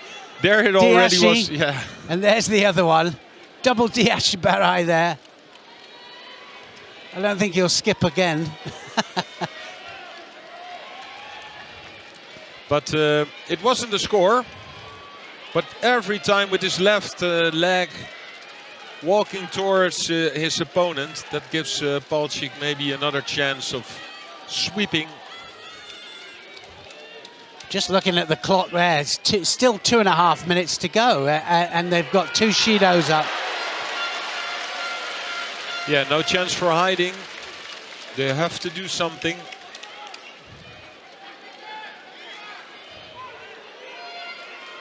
Here is a prime example of left against right. Difficulty catching the sleeve. Oh. But changes direction, Palchik, from the right, a really strong right grip to left. Wow, so did Makakomi, wasn't it? Yes, the hips Makakomi went right the way through. Look how the hips pop right the way through there. Controls the arm.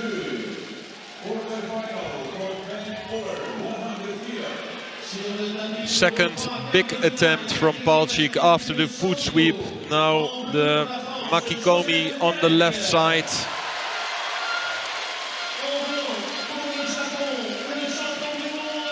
So the pressure on Agbeg Nanu.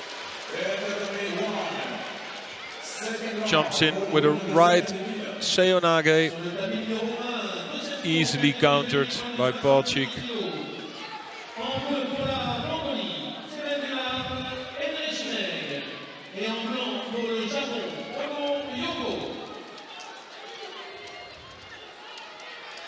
Well, this is difficult for the referee now because he has to assess who is not attacking. And for me, well, it's definitely Palchik here that's taking the initiative. Yes, this is his third big attempt. We saw the foot sweep, we saw the Makikomi, and now the Sumigeshi. and maybe just enough for Wazari. Wasn't far off, was it? No, we did not have like the right angle.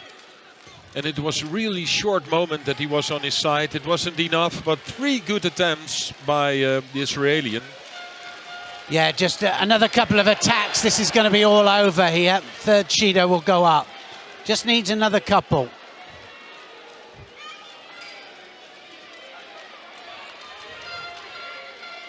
Those left attacks seem to be working for Palchik.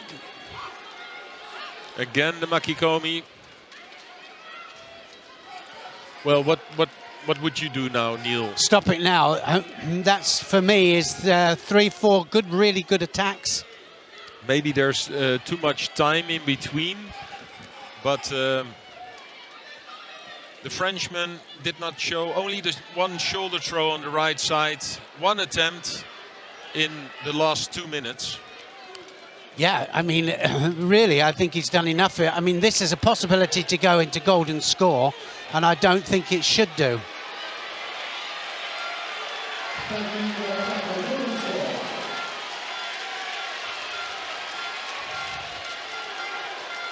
Well, he gets Wazari for it there. So just in the last second, it's Palchik who scores the Wazari with his Sumigeshi and just rolled him over. There was a moment I thought, oh, maybe he's going to just land flat on his back, and there was a possibility for Agbegnanu to grab the hold down. Look at the clock there. I mean, that attack, it should have been, even with 3 seconds to go, a third Shido, shouldn't it? Even if it hadn't have scored, I think. So the right winner for Absolutely. me is Peter Palchik, former European champion. He's into the next round. Well, I'm going to hand over to Sheldon. Sheldon's going to come in.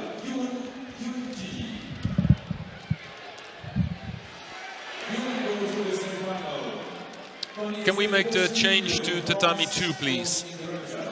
Where we have the reigning world champion from Kageura from Japan.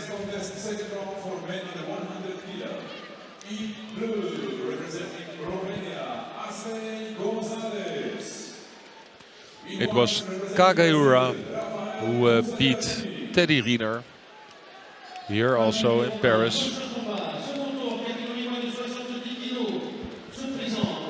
Afternoon, Dennis. Good afternoon, Sheldon.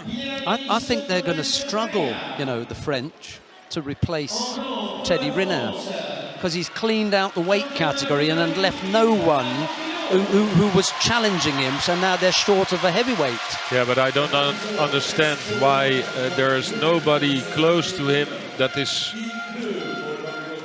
Yeah. Nobody. Just making a step. So if he's not around, they're going to be in trouble.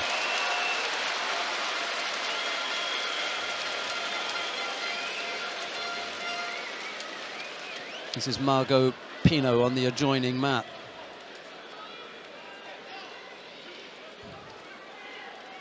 It was down on mat number 1.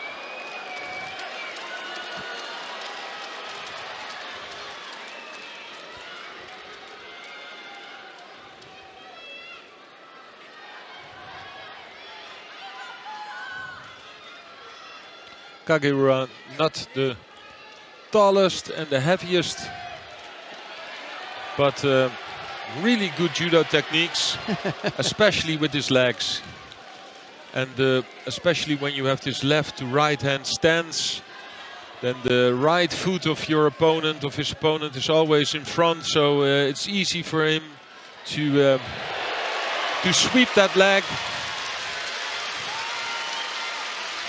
Another big chair from the adjoining mat as Margot Pino comes up with a second score.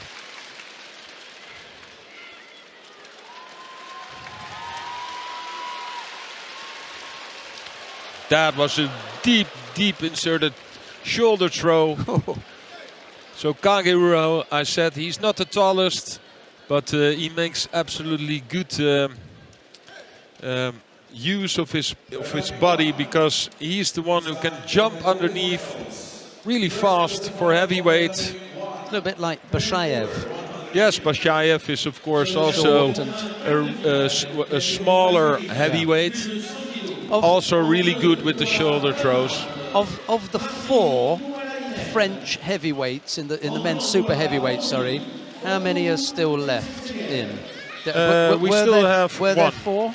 One, and yeah, of course we have a few in the repechage. Yeah, because they've already been put out. Yeah, we don't have so many fighters in the heavyweight section, so. And still, they're not going to medal. No. I don't see them on the podium. Not one of them. It's a real problem for them. You've got 4, and the numbers aren't big, and you still can't make the podium. Yeah, but they were spoiled for many years. They won everything with one guy. Yeah, but then you have to. I don't understand, because normally when you have such a good heavyweight in your country, You've got competition. You need to have a few guys around to train with him. But I think Teddy Riner has his own training partners. They're not even French. Yeah. So that did not really help them. No. Madeleine Malonga of France is on mat 2 at the moment, a darling of the French crowd. She's up against Lee Jong-un of the Republic of Korea. Malonga in the white judogi, Lee in blue. There are huge expectations for the former world champion.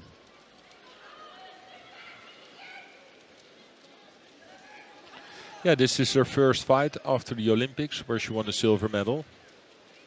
And number 4, the winner of the quarterfinal in blue judogi, representing the Republic of Korea, so took some time off, and after, I think, a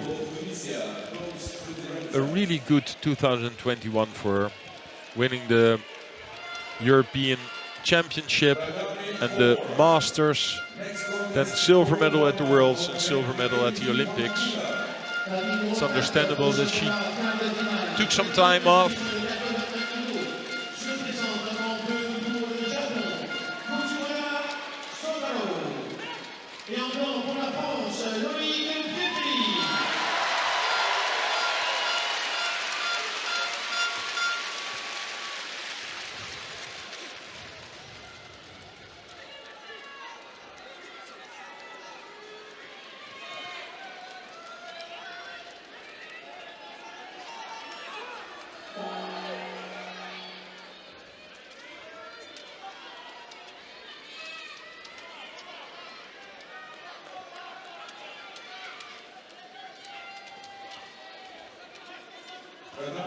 Lee was showing some good form last week in Lisbon, where she won the bronze medal.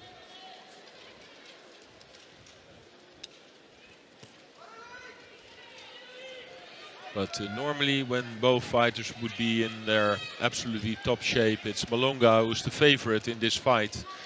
But what I said, you don't know in which shape Malonga is fighting here.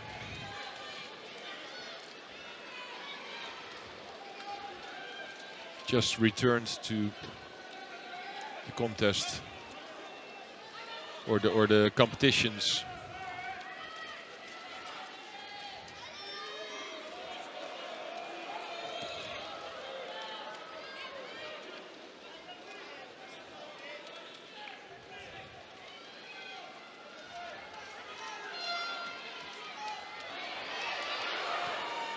Down on mat number 1, you've got Odku Setsengerel of Mongolia. He's up against Martti Pumalainen of Finland. There's no score in that contest as yet. Both fighters have picked up penalties, however, so there's a little over a minute left in that one.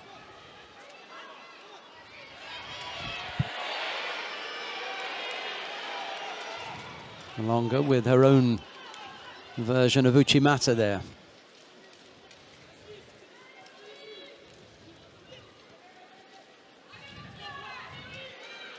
And down on mat number 4, Loic Pietri of France up against Fujiwara Sotaro of Japan. No score in that one.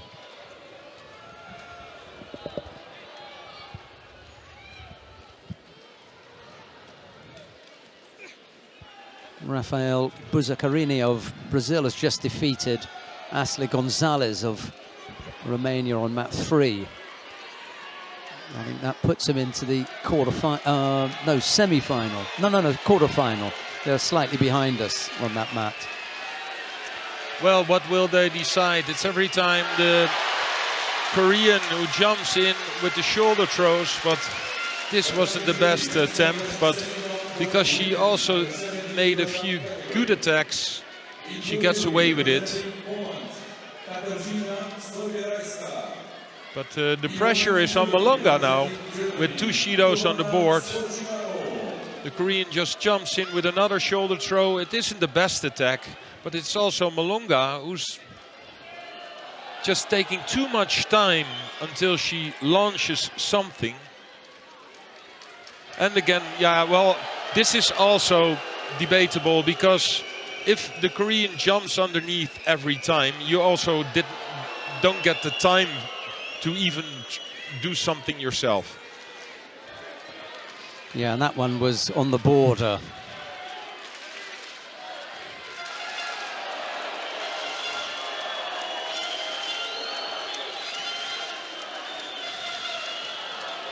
Yeah, I think this is the right decision. Just let it go, because what can you do? Well, of course, you can give the Korean, this was a slighter better attack. Yeah. But it's also Malonga who's not doing anything. Yes, got to find a way to stop that from happening. Into golden score.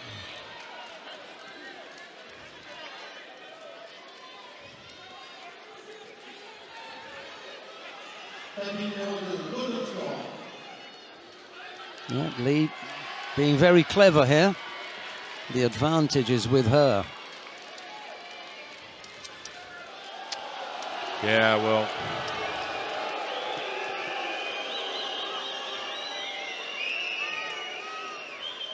And now it's there.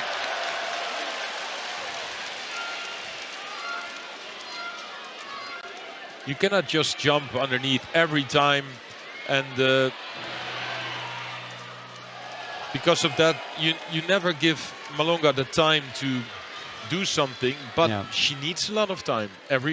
You know, it's not like Malonga is grabbing her opponent and jumps in with a Osotagari or something like that.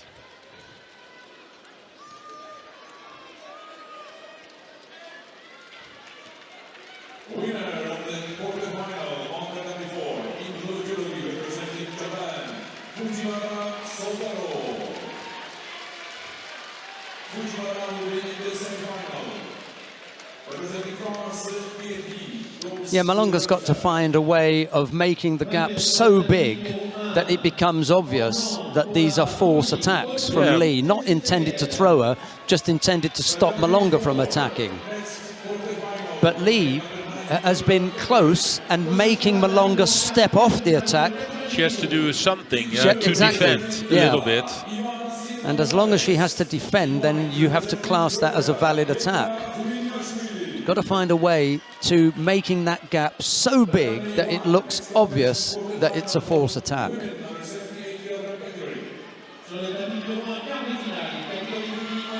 Well, it's a difficult decision to make for the referee here in Paris, sending Malonga off with 3 Shidos. But he's close to doing that. I think so, because this is another good attack from the Korean. With the combination at the end.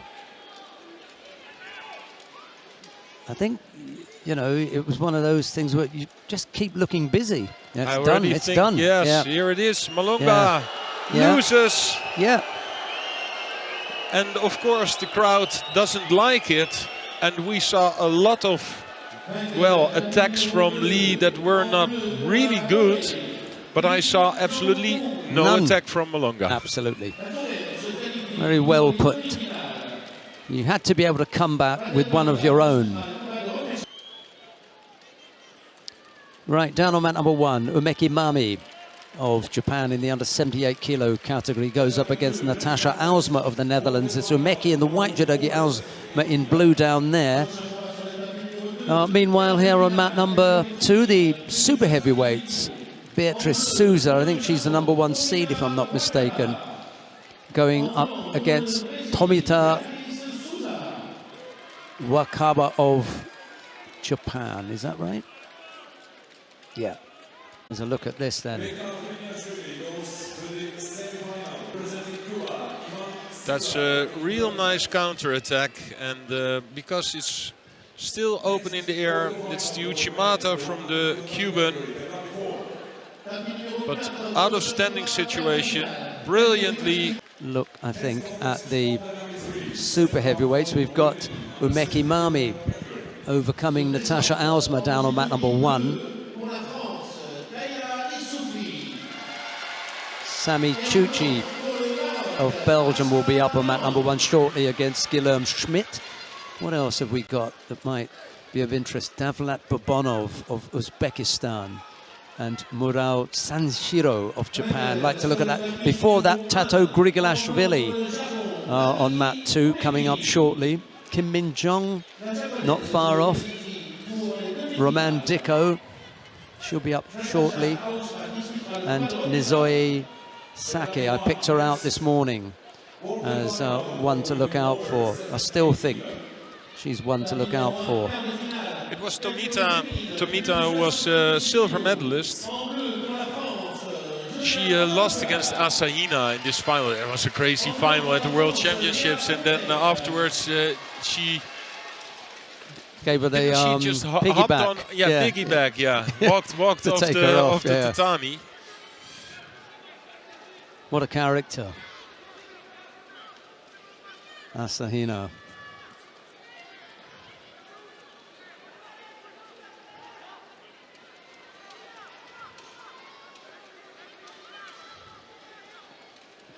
So it's Tomita who wins, and she's in the semi-final.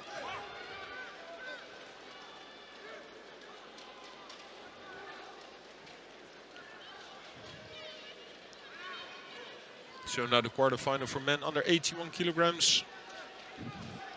Grigolashvili from Georgia. A few people Drapeau from Canada. Few people waiting to see this one. Well, yeah, Grigolashvili, of course, really fun fighter to watch. This man is on a mission every time when I see him on the tatami, trying to destroy his opponents as fast as possible, but that's also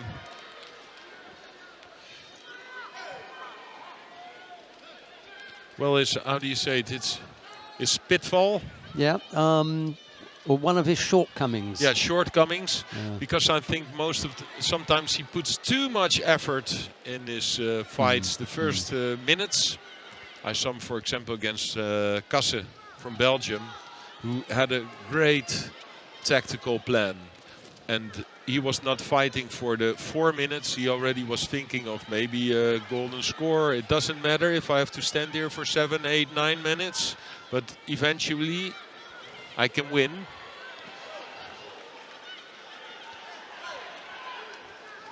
And I think if Grigolashvili gets a bit more relaxation in his fights, that he can make another step.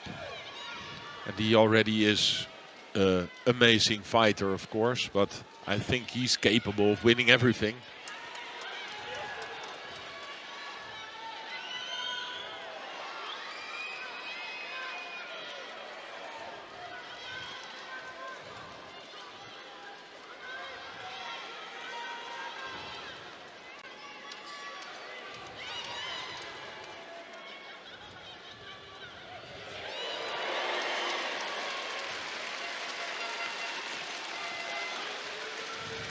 Right, I think we're going to have Annette Berm coming in to joining us.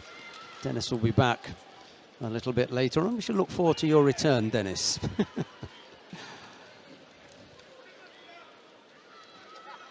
No score as yet.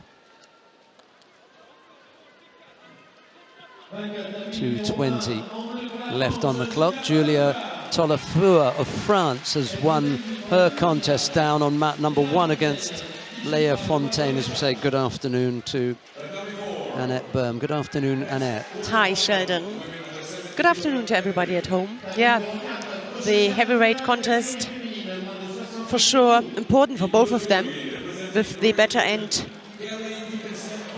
Oh, what a finish there. Yes. Grigulashvili. Oh, yeah. Yeah, you've got the replay coming up, Annette. Have a look at that. The better end for, yeah. Oh. And again.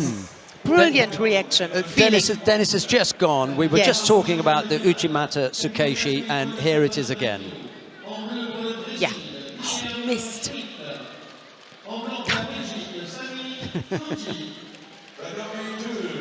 So, I don't think we're going to go anywhere. I'd like to have seen Nizoyi Saki, but I think we're going to stick with Davlat Bourbonov and Murao Sanshiro. It's Bourbonov in the white judogi, Murao in blue. We're sport for choice there, but I think this is one worth looking at. Oh, we have to stay here. No. Have you had a look at the under 70 kilo category to see how that's panning out? Because it was one of the only, it was the only category where I said, this is what I think the final is going to be.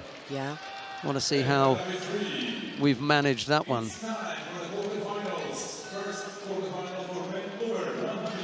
Then Kim Min Jong on mat number 3 against German Andriev of France. How's that 70 kilo category shaping up? So, Matic and Ema. Clémence Aimé. Yeah. Ono and Pino, Scocchimaro and Isufi, and then Nizoye and Peterson Pollard. They're on map number 4 at the moment, and it's Nizoye who leads that by Wazari. Really, I said this morning, Ono and Nizoye in the final. Sami Chuchi, what a finish. That was terrific. Throw him Guillaume Schmidt. Yes. Got the hands trapped. And over he went. So, no score so far. But better not to miss 1 second here, because if one of them attack, it could be the end. Both brilliant fighters and throwers.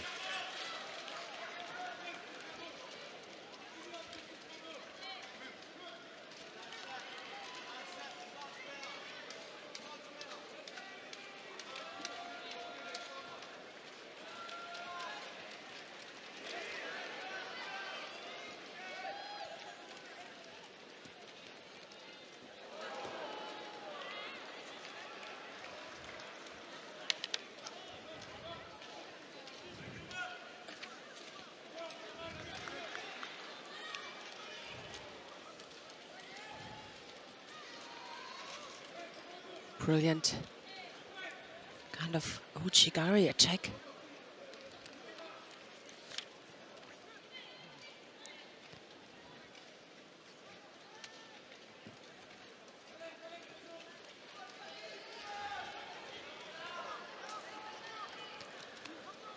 Yeah, I've seen a couple of great fights here from Uzbekistan, and the one in the 100 kilo category, he is so tall.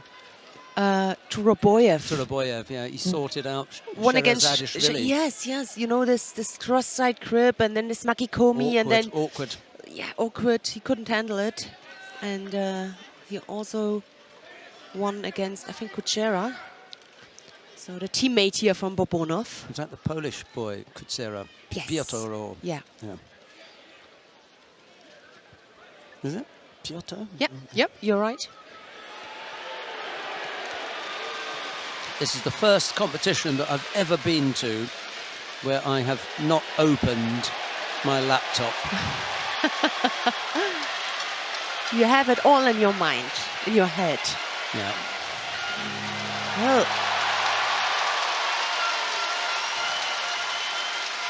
It's a big chair down on mat number 1 for Alexis Mathieu of France coming back from a Wazzari down to defeat Christian Parlati of Italy. Turn up for the book.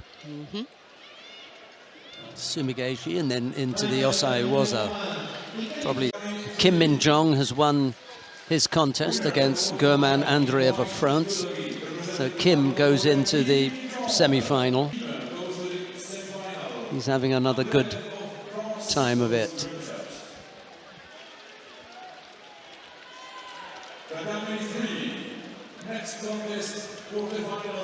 So we're coming now to the last game. Yes, he For the catches first him. time, Murao Becham. So Bobonov, the #1 seed, lost that pool final. Coming up next, it'll be Toma Nikiforov of Belgium to go up against Daniel Eich of Switzerland. Nikiforov in the white judogi, Eich in blue.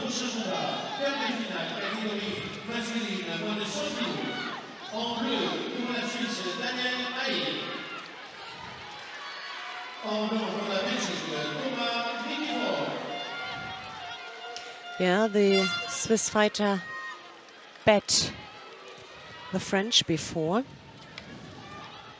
It was Alexandre Idier he won against. Wow, Yeah. that's a good win. Absolutely.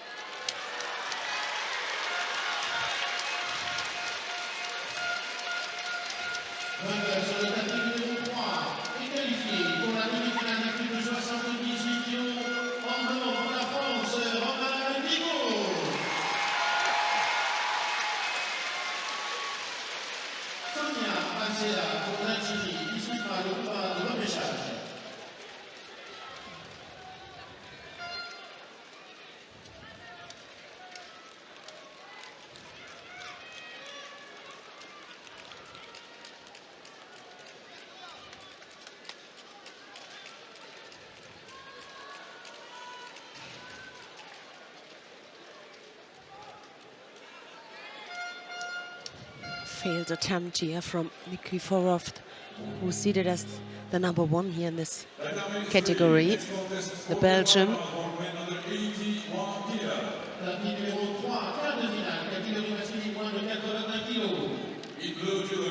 Representing Israel, 2019 World Champion, Sadi Muki.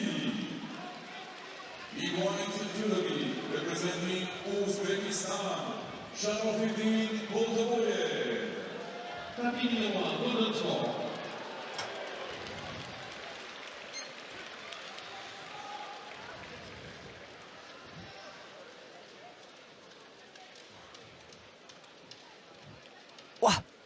Quarter-final of the under 101, Yeah. under 100 kilo category, and it's now Nikiforov who throws for Ippon. A bit of a roll there as well. And Daniel Eich, what do you think? Yeah, that will do. Yeah. Slow motion makes it look a little odd. Yeah, but sometimes it looks yeah. completely different, but it's Nikiforov who faces Ida, the Japanese, in the semi-final. And Eich we're going to see in the repechage. Still chances here for the bronze medal. Down on mat #1, Ono Yoko of Japan and Margot Pinot of France. Mat #2, it's Barbara Matic of Croatia against Clémence Aimé of France. I think we'll stick here, given it's the current world champion, isn't it? Barbara Matic. Yeah. On mat 3, Sharafidin Boltaboyev of Uzbekistan up against Sagimuki of Israel. And then down on mat #4, I don't think we've started that as yet. No. It will be a while before we get underway with it. I think we maybe have another one of those sanitation breaks or something coming up. Yeah. It'll be so. German Andreev and Emre Sanal, two Frenchmen battling it out.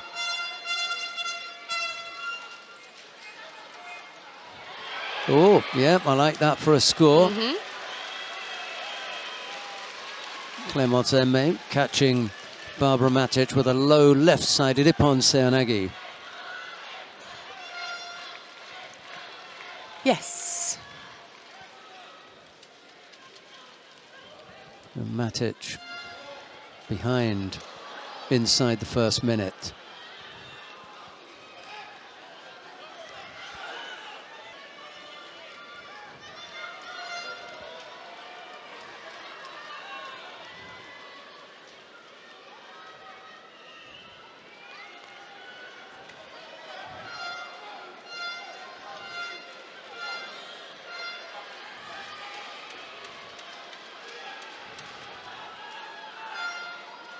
Matic threatening there on the left side. But Emma was up to the task of defending that.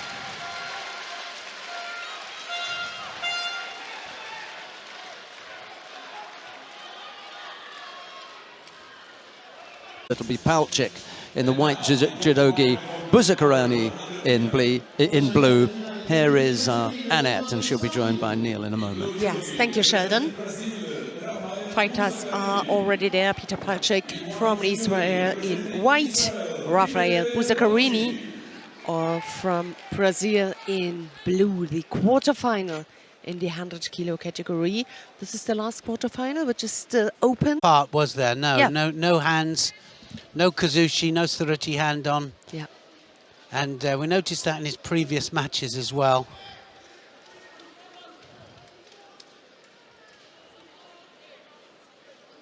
Just the second part of the throw, this execution, that is missing. So just looking at those semi-finals now, Nikiforov, of course, Aida of Japan, this one here. See who goes through to fight Turabayev of Uzbekistan. Which is really difficult and difficult to fight because he's so tall with this Makikomi Turabayev. We come to him when he's on the mat later on, winning against Sharzadishvili, for example. He really had his problems. Yeah, he's had a lot of problems, hasn't he? And well, Shavdatuishvili, of course, in 90 kilograms, very tall, very rangy, but not so much in, you know, there's 10 kilos more, and also they're as tall as him. So he's got a problem getting the arm over the top. He likes the arm over the top. Exactly. He's not used that to fight against taller fighters, no, because he is already one of the tallest. Or was it? Sharzadishvili? Yes, exactly. All right, still no score. The last 40 seconds here. Just a single penalty on both sides.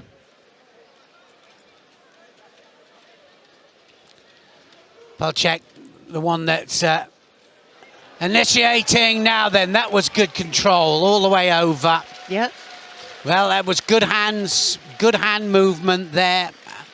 And you can see here that he changes direction. Look at the pulling hand there. Yeah. And look at that right arm there on the back, controlling the upper part of the body. I think a lot of people are getting a little bit mixed up with the ride and roll.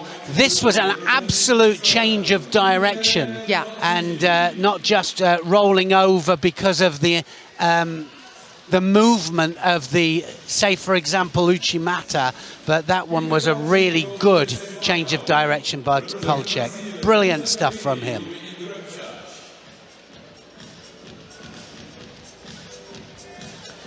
Still some quarterfinals being fought here, under 70 kilograms. Yeah, Giovanna Scocimaro of Germany is up against Kaya Isoufi of France. She also got a good judo, and unfortunately in Tokyo she didn't win a medal, but she's on a good way. And I mean, in 2 years, we spoke already about that yesterday. It's coming quick, isn't it? It's to recover. Then I agree. I mean, you say stop, but it's hard to say. He was right. Oh, well, she didn't get a good grip. One hand was missing completely on the and a good reaction then from the French fighter. Yeah, let's have a look at the landing here. The right arm, yeah, from the outside like Kusado. Yeah, no side landing, no score, so that's good decision there. That's why we have the video referee, of course.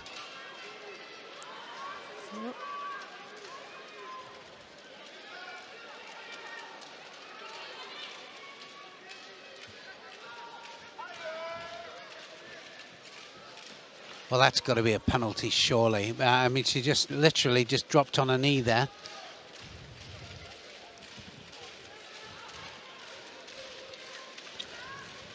She'll want to finish it here, but remember, she's got 2 more contests after this, whether it's in the repechage final or semi-final and then final.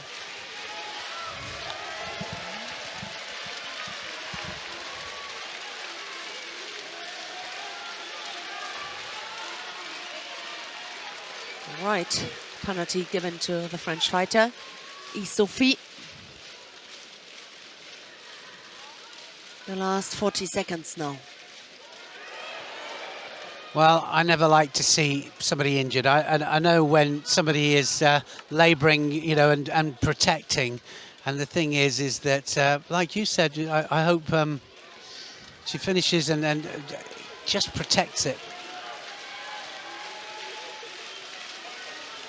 Remember, I did the same one major tournament and did at my knee a lot of problems. I had a lot of problems with it, yeah. I did. Didn't stop in time.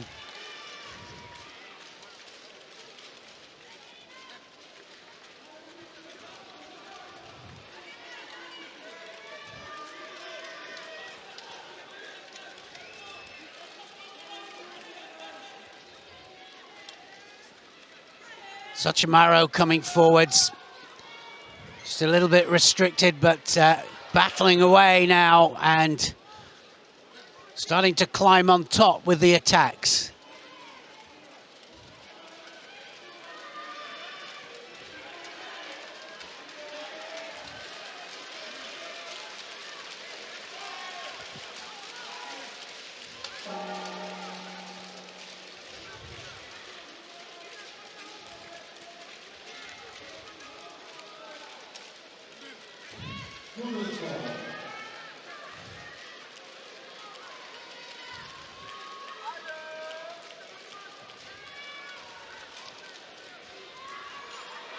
Now it looks better here. Sochimaro, Ouchi, then into the Uchimata. Can't be far off a second penalty here. It's Sufi. Yeah.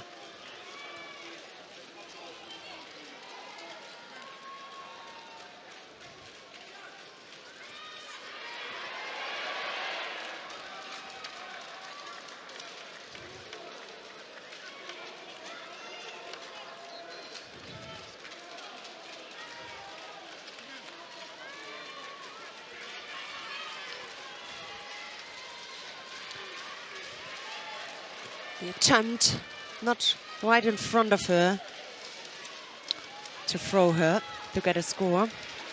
Piling the attacks on now, isn't she? She's piling the attacks on. Second Shido coming up here. Sufi just about getting away with it here. The crowd are behind her.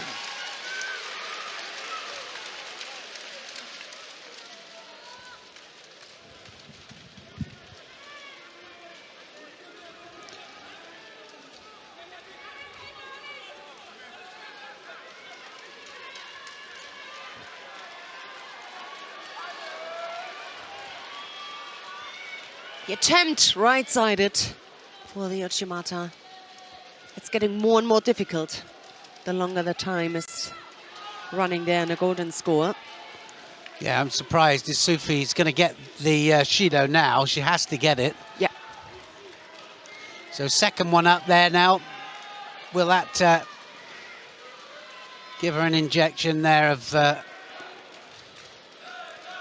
Not the best attacks. No, not the best, is it?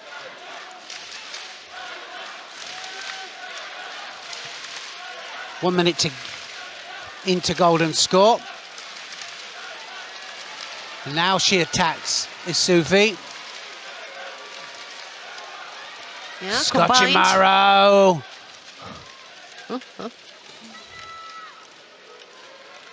See that? She put a lot of effort into that, didn't she, there? And she can really feel it on that knee.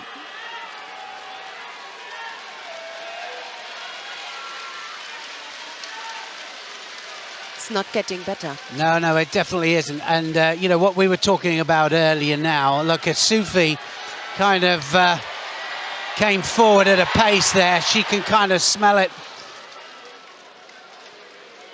She knows that Scocciamaro is injured, and this is the time, I think, personally, that the coach should just say, right, it's enough. And there's no need, Neil, because no. You know what? She's number 4 in the world. She is a top fighter. That throws her back so much if it's really a serious injury. Why to risk that one? I don't understand. Everybody knows she's brave, you know, and she's a fighter. She wants to fight. We know that, you know, just stop the contest. Yeah.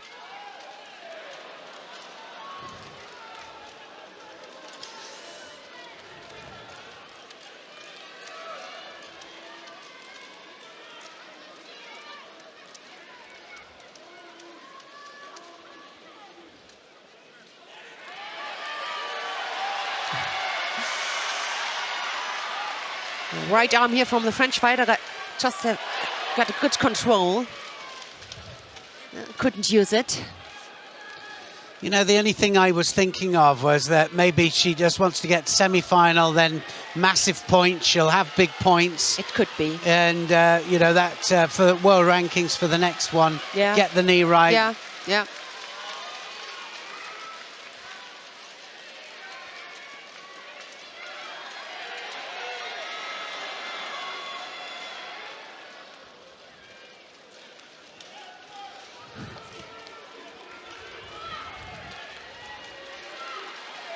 Two minutes 14 already. Golden score. Yeah, Sufi, she knows that one more flop in the wrong way and she'll get that third Shido.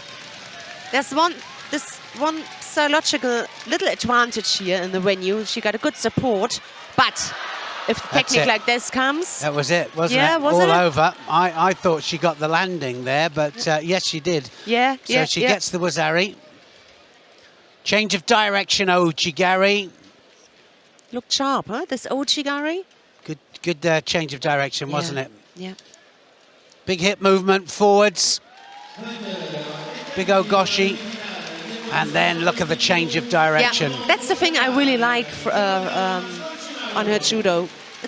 I like this judo. Yeah. Good feeling for the situation. The changing of direction to be also able to react in a golden score after a few minutes. Yeah. Still to realize, all right, form backward. Well, she's in the semi-final. Do you think she'll come out, fight it? So she will... Be interesting, won't it? Yes, absolutely. Let's see if she continues. Her next opponent is Nisoe of Japan. So you better be 100% fit. Let's go to mat number 2 for that semi-final here, the plus 100 kilos, because we haven't really had a good look at Kagura, the reigning world heavyweight champion, up against Odku of Mongolia. This will be our first semi-final up.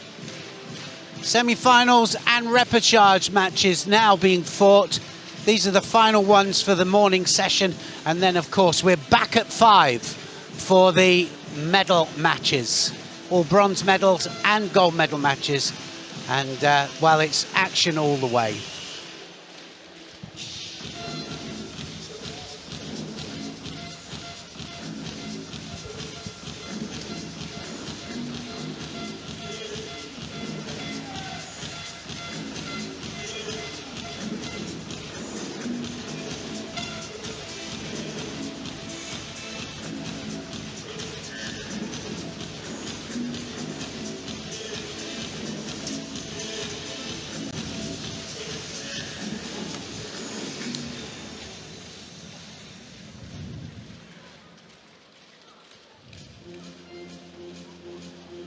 Please be ready. Shortly, we'll continue with the repechage and the semi-final contests. Mesdames et messieurs, sur cette démarrée, repechage et les demi-finales.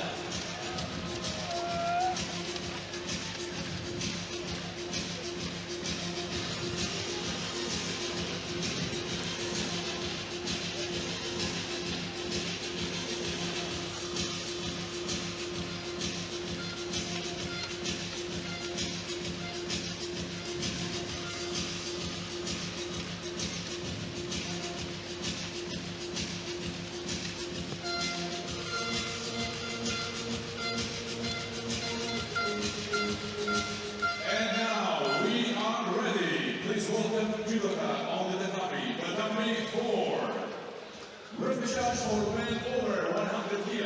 La numéro 4 au repêchage, catégorie masculine plus de 100 kg, se présente en bleu pour la France, Emily Chanal.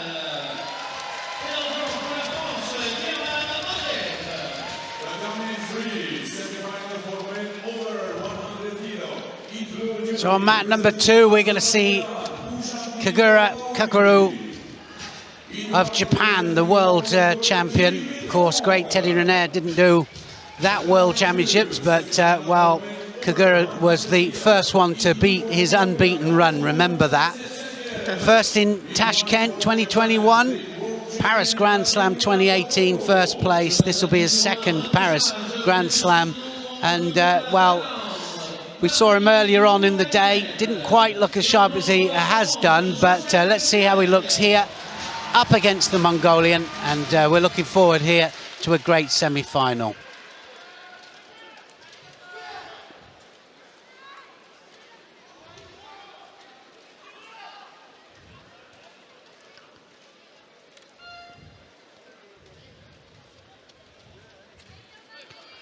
Odku also starting to come to form, actually. First place in the Abu Dhabi Grand Slam. Big arms up above his head. He was giving it the big one, I remember. Watch for the drop Sianagi for Kaguru.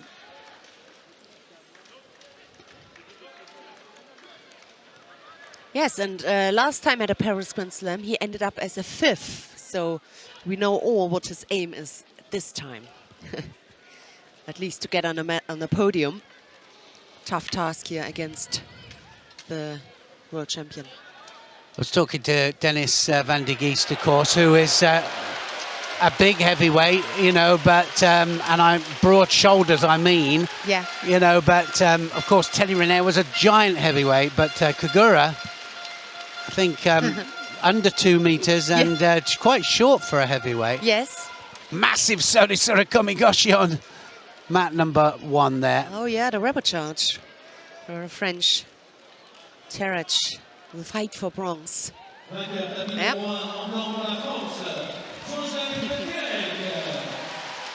Can't hear yourself think if French scores. Everybody behind them.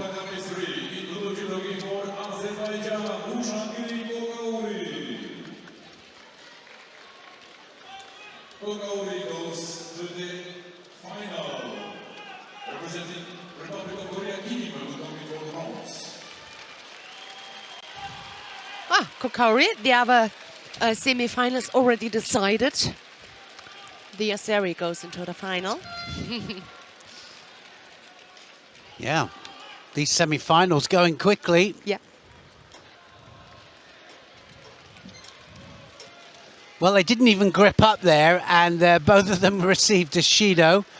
So you can't play pitter-patter. You've got to get in there, get a grip, and get on with it. And look at Odku there, trying to get that big left arm over.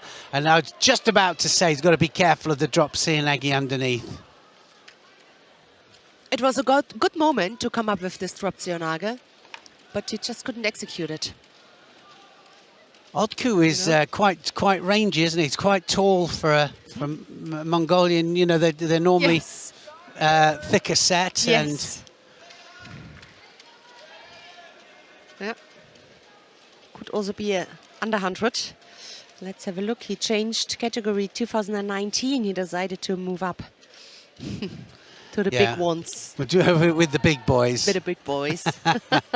There's the Sianagi, third attempt there, and now Odku has got to get back on the pace.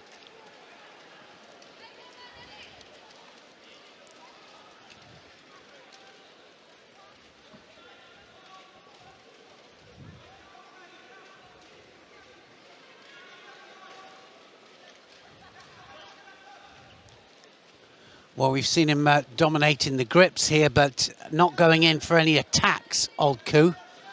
It's been all Kagura.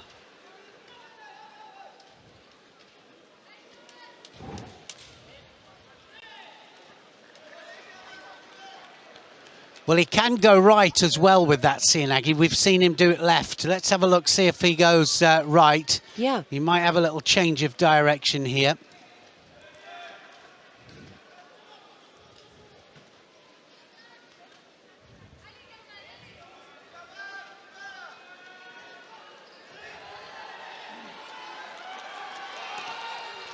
Well, something happened here, and somebody is going to get a third Shido here.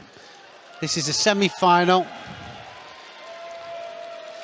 Very, very clear there. The referee was absolutely clear on that, and I think what he did, he beat the grip away, and Odd Coup goes through. Nobody expected that, did they? No, absolutely. not really. The world champion fighting for bronze. Oh, absolutely. So certain about that, the referee. And right there, she saw it happen. And I think that what happened, I'm not sure if we're going to see any kind of replay on it, or we might do. Let's just have a little look here, just to see with the Kumakata, always breaking away from the grip there, Kaguru, and not coming forwards again to take a grip. Now have a look, see what he does with the other hand. Yeah. Does he knock the grip off? Oh, we didn't see it. Ah, he's ducking underneath. All right. So that's what it is there. So ducking underneath, quite clear, and she was right on it there, wasn't she, the referee? Yeah. Saw it quite clearly. Third Shido. Shido is a Shido, isn't it? No matter when it happens. Yeah. And there it was. All right. So for the next round, you'll be joined by Dennis van der Geest. Dennis is stepping in. Yes. Coming at the good time. Semi-finals.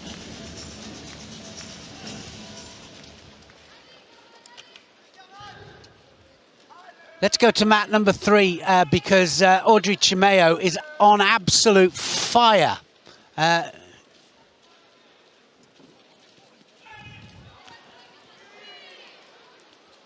Right, so we're on mat number 4. I'm actually stuck. I couldn't see clearly that we're not on to mat number 3 yet. Nobody there. So it's not going to happen, is it? It's not so much magic on the other tatamis at the moment, but we will see shortly. But first we have to wait until this fight is over. The repechage for men over 100 kilo. 2 French.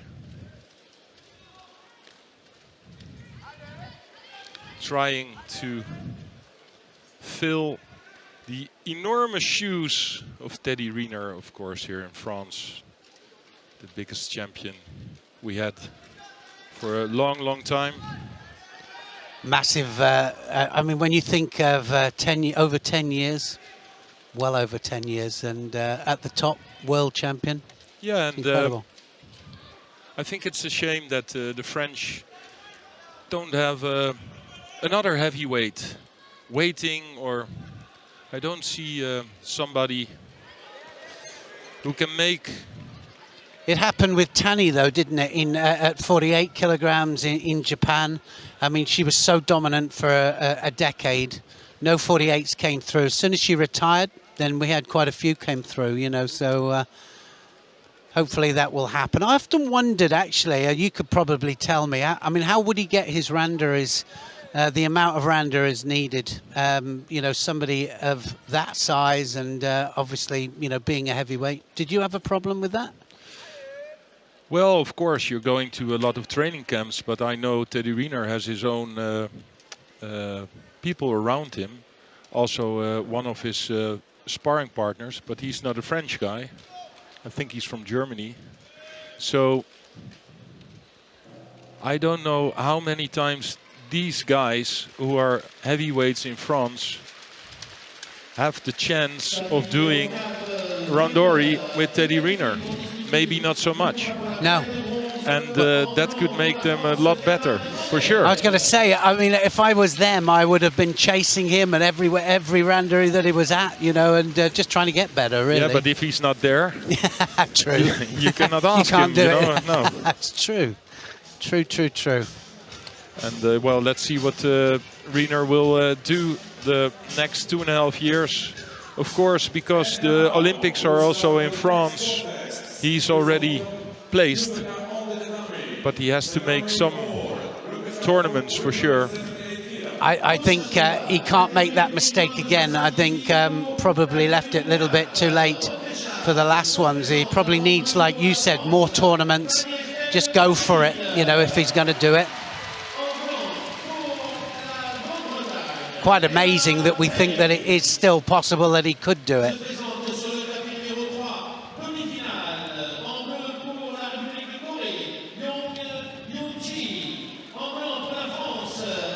Yeah, now I see like 4 heavyweights here fighting today for France. Well, get them around. Absolutely, yeah, just get them in there.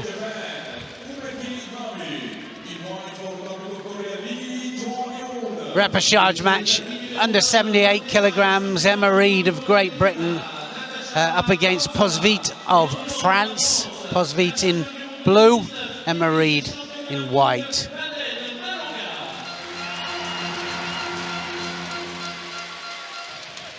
Got to win this one to qualify for a bronze medal match.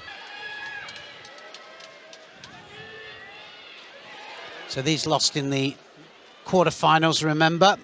You've got to do a final repechage match, and losing the semi-final, you automatically come back down and fight the winner of the repechage final from the opposite side.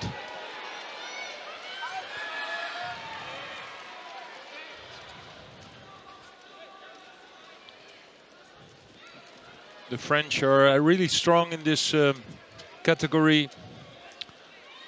Malonga also fighting her repechage fight. Chumeo, she's in the semi-final, and Posvit still in there for a medal chance.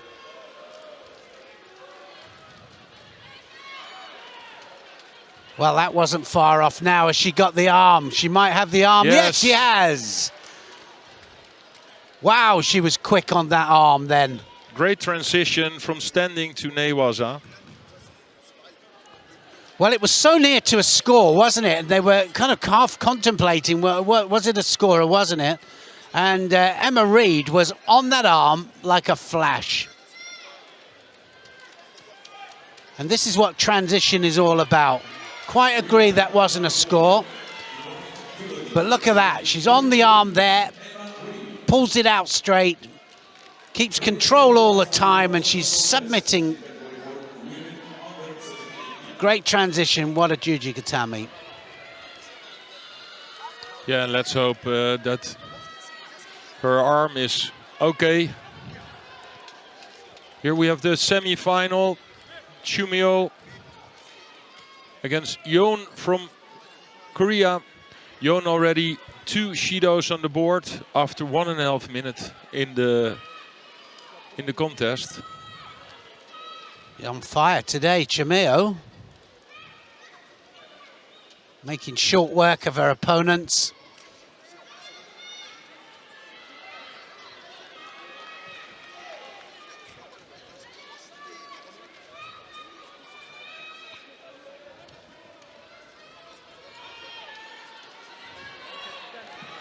Good combination attacks from Chumeo. Oh. And there it is.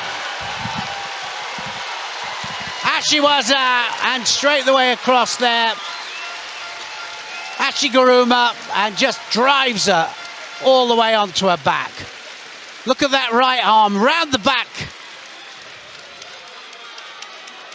And just drives her over to the side there. Good combination. She's been using the Ashiwaza with that Osoto Ashiguruma combination, and this time she scores to go through to the final, and she's just been doing that all day. And you can see how happy she is, not only by reaching the final, but also she knows that her opponents from her own country, they're all, well, there's still one in the repechage, the other one just lost with this arm lock. So she's the one who will be the highest on the podium for sure.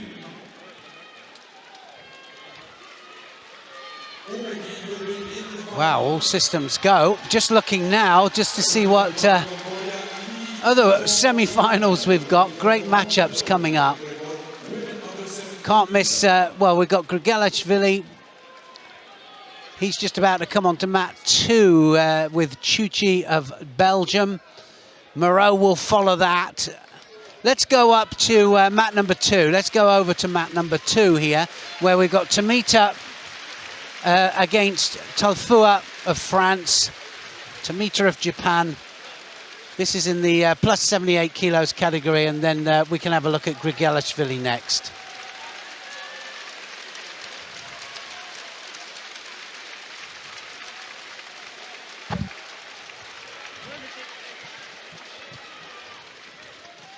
Tomita was the silver medalist at the World Championships. That was an all-Japan final. And, well, for me, the best part of that final was when the final was done, because her opponent from Japan, Asahina, was also injured in this final, and she took her opponent on her back like a backpack. Is that right? Yeah, walked her off the tatami. We're going to have to wait for the Tomita one here. We're on with Malonga here on mat number 1. Against Ausma from the Netherlands. No scores, but a few Shidos on the board. 2 for Ausma, 1 for Malonga.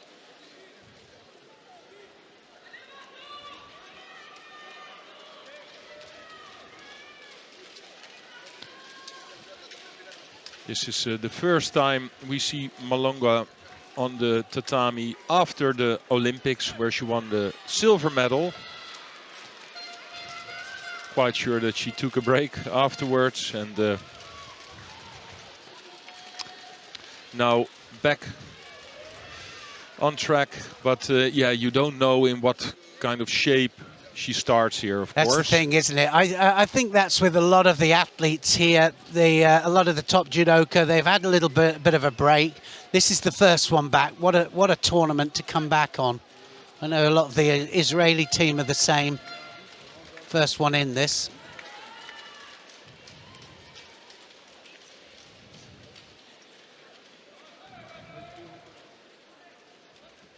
Yes, and with a silver medal at the Olympics, silver medal at the World Championships last year,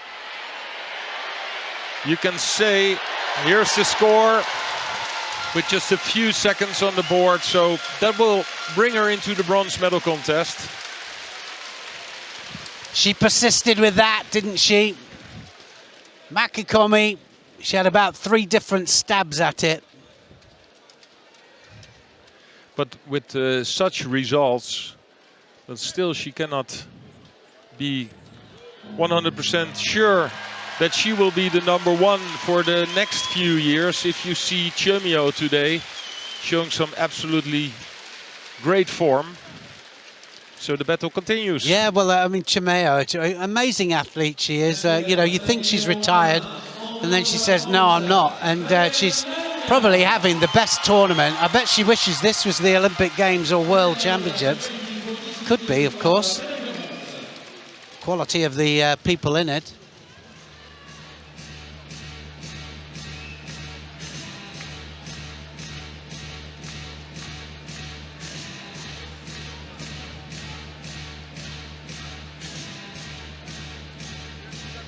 And now it's time for the next contest, the next category.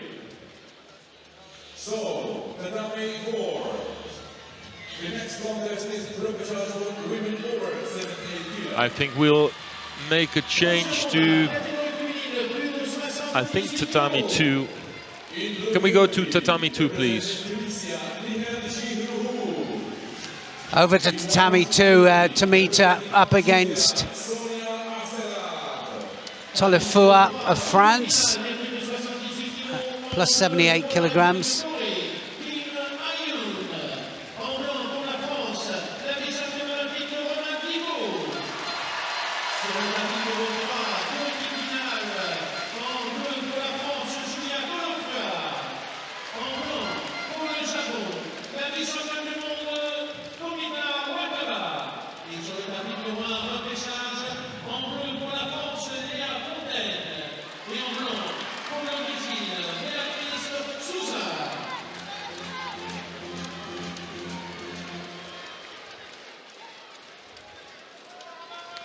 Yes, of course, it was Sarah Asahino, wasn't it, that carried her off, if I remember rightly.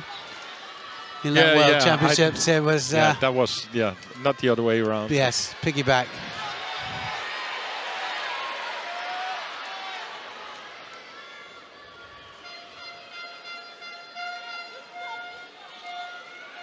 Slightly unorthodox Kata there, just to scoot across there for the big Seotoshi.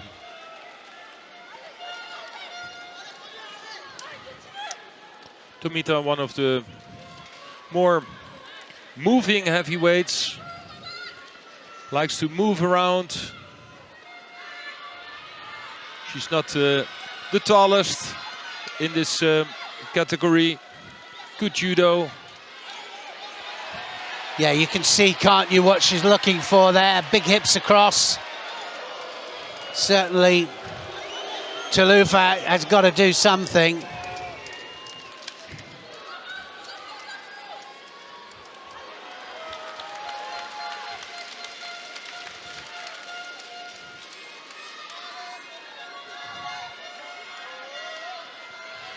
Well, she hasn't attacked yet, Talufa, I don't think. No, not one single time. But they're still giving a Shido also to the Japanese. Here we see Diko winning her fight.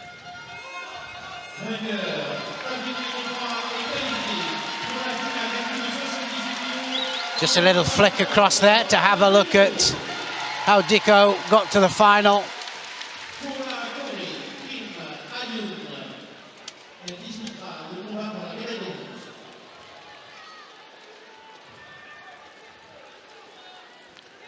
One Shido apiece on the board.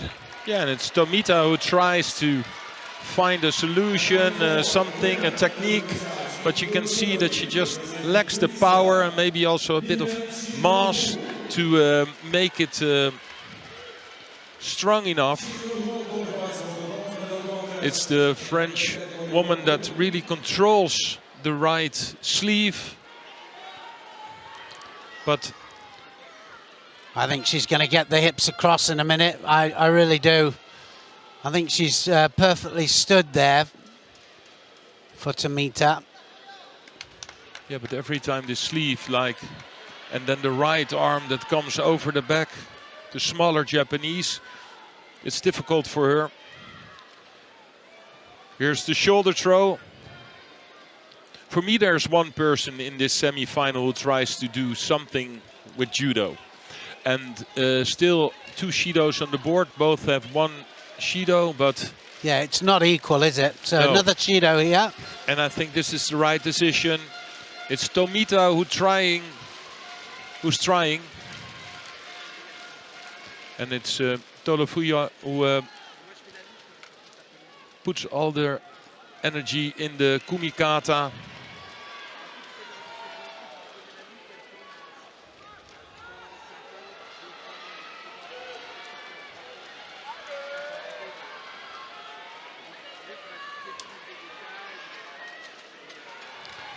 Yeah, she hasn't done anything, has she? But Neil, is this not a negative, like the way she's controlling the arm? Shido. For me, I agree with you 100%. That is total and absolute, just blocking out, trying to stop the Seoinage. So, you know, why the third Shido doesn't go, I have no idea. That's going to be it. So, scores in the end. No, because the score is there. Yeah. And I'm happy with that.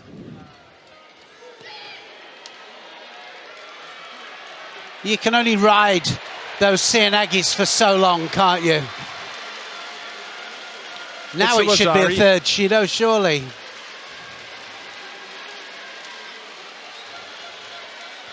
Well, one more chance for the French woman to launch one attack. Time is ticking away.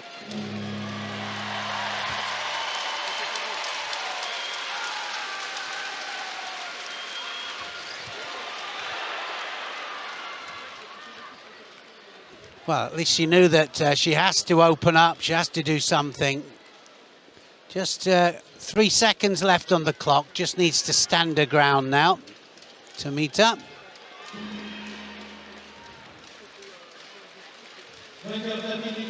Well, at least she tried in the end.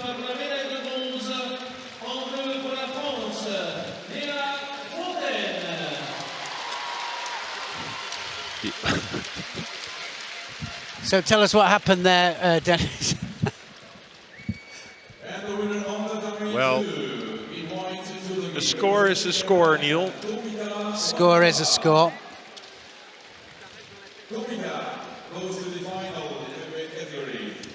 So Tomita in the final, and so we're going to see under 81 kilos semi-final then just about to happen.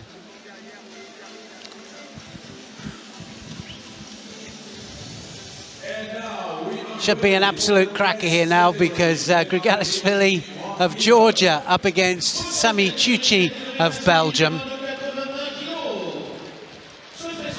Chuchi really enjoying all the tournaments, all the fights he makes. Of course, the star in Belgium is Matthias Kasse, the world champion. But Chuchi shows that he's also a really good technician, good judoka.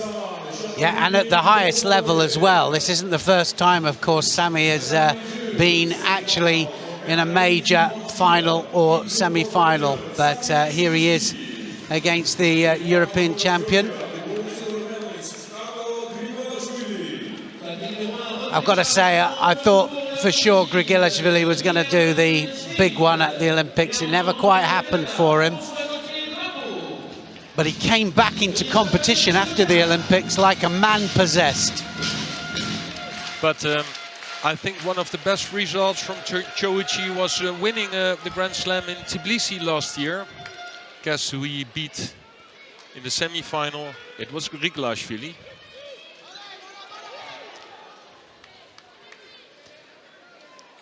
And well, we all, if we look at Grigalashvili, we all have the feeling that this guy, it will be a matter of time that he will win. He can throw anybody, can't he? A big Really. one, but he has to be a bit more tactical, a bit more relaxed in his fights. Sometimes he just gives away everything in the first 2 minutes.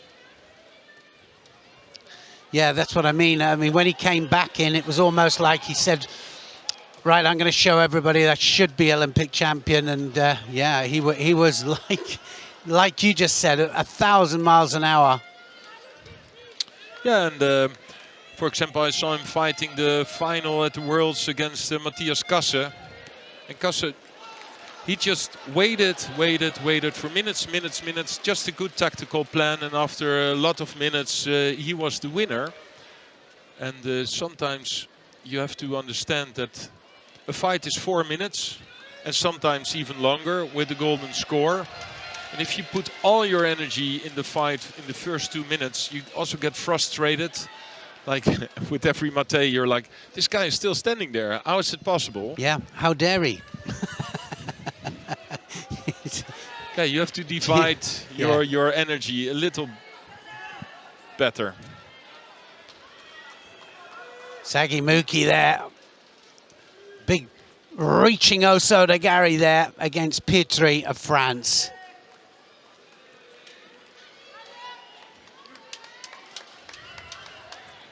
See these little bursts of scores that come onto your screen, sometimes just flash onto different mats if there's a big ippon. And I think it's brilliant because we don't miss them, do we?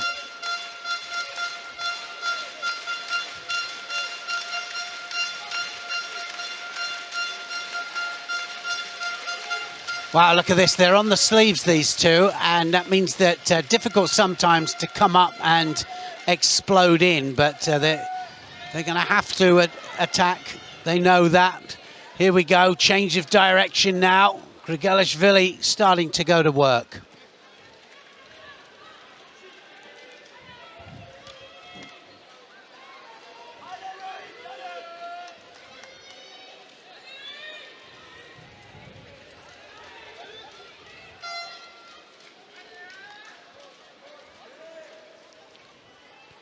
The other semi-final, under 81 kilograms, of course, Balbaev against Fujiwara. That's happening on mat 3.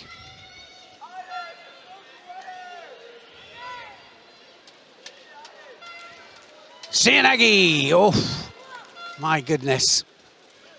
Yeah, and he was completely off-balanced, but then still managed to... It's making the readjustment, isn't it? And the lift.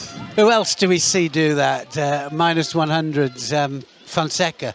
Fonseca does that all the time, doesn't he? Comes in, you think, oh no, that's not work. But No, he and does, then he makes it work. Yeah, he lifts his opponent up.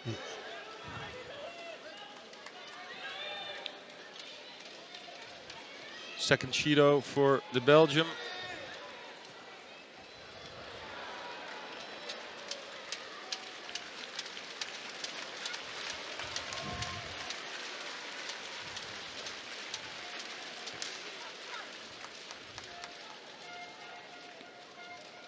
Tapis numéro 4, vainqueur en or pour Israël, Sagi Mouki.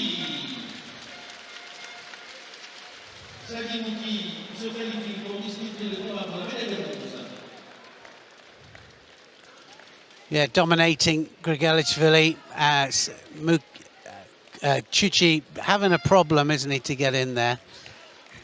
Such a good guy, Chuchi. No malice with that man. Accidental just clash there with the fingers in the eye.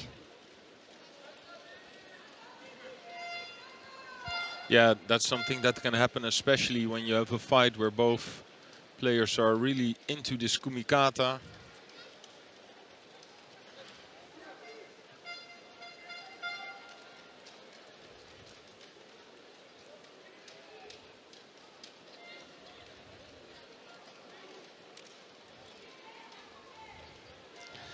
Well, this is what they're talking about with breaking the grips off and then separating. You've got to break the grip off, keep the grip if you can.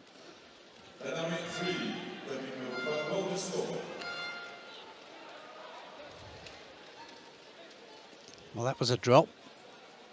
Might just get a Shido for that.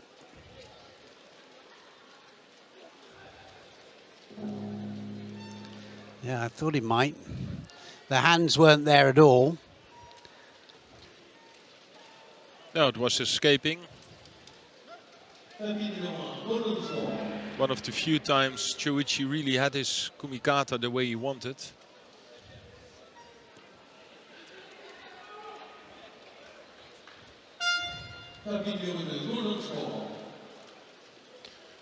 And you can see that time that Choichi won against Grigalichvili wasn't a coincidence. It's another Shido. It's going to go up there. Well, he can't give the other one a Shido and then that one not. That's not correct, is it?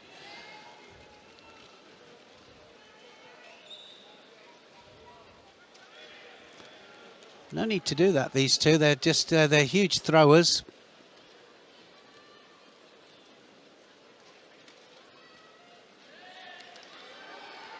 Nice Osotogari there. Yeah, and the longer the fight lasts, the bigger the chance for Choichi. Yeah, I agree with you. You can see, can't you, that Grigalichvili's starting to get a little bit flustered there.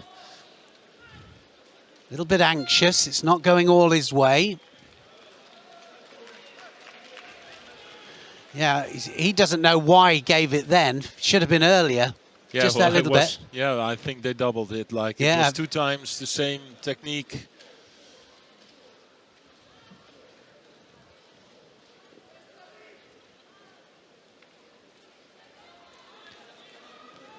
Ooh.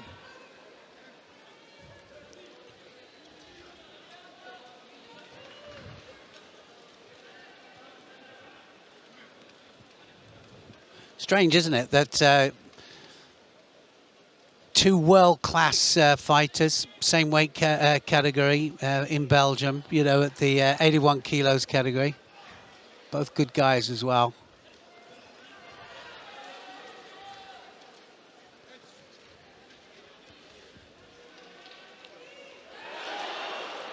was a real big Osotogari from one side, and Grigolashvili had to do everything to defend from the score on one side.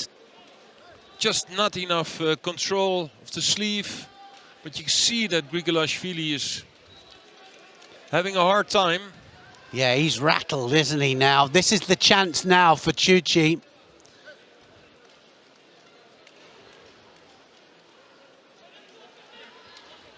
And you can see that Grigolashvili, he wants to force it. He's now going to fight really close to his opponent. Just in his, they're getting in some all or nothing situations. Good change of direction there from Chuchi.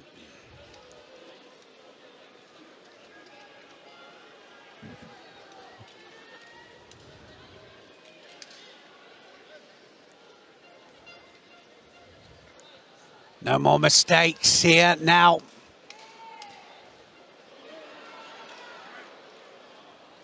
Well, yeah, I'm not quite so sure there either. But this is what I'm saying. Grigolashvili is trying to force it now. He's he just falls flat on his back. But I don't think the Belgium did anything to counter him or something. He was just defending. No.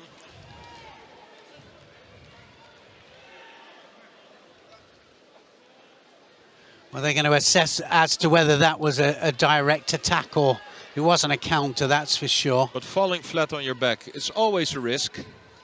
Oh, well, he stands up quite quickly. Fast. And that's There's it. It's the all score. over. Okay, there was Ari.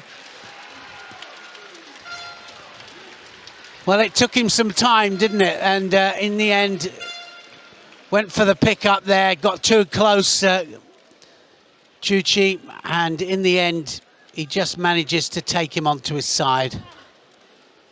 Yeah, but the last minute was a real all or nothing situation for Grigolashvili. You could see that there was no tactical plan anymore. He just went for, okay, I have to make this score. And you can also see on his reaction that... kind of glad. He was kind of happy. Yeah, I know. Chuchi takes it well. He'll be fighting for bronze. Georgia have a finalist. As I pointed out earlier, you know, it's not the best form we've seen from some of these fighters, but such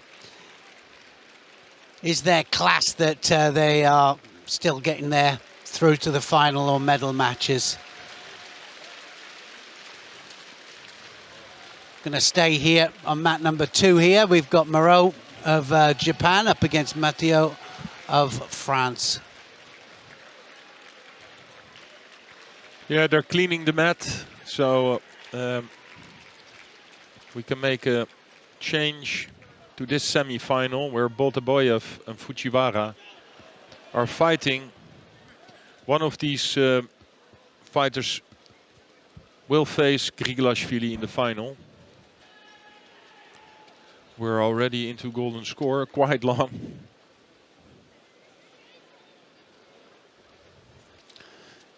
Yeah, almost 2 contests gone already.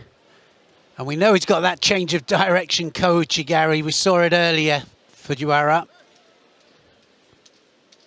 And that's got to be it. That's going to be the Wazari. That takes Fujiwara through to the final. Grigolashvili, Fujiwara, it is. Boltaboyev will have to fight for 3rd. Starts with the Ouchi, hops it through there, has the belt as well. Look at the angle of the landing.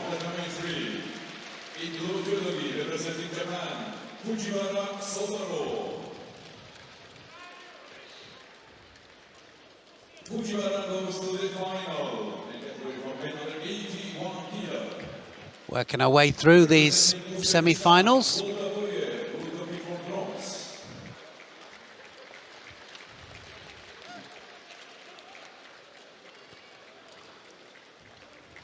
Just one fight happening at the moment. Mat number 1, Gauthier Drapeau of Canada up against Schmidt of Brazil. And Brazil, well, Schmidt just goes over onto his side there. So the Canadian will be fighting for a bronze medal. Double stab, also to Gary.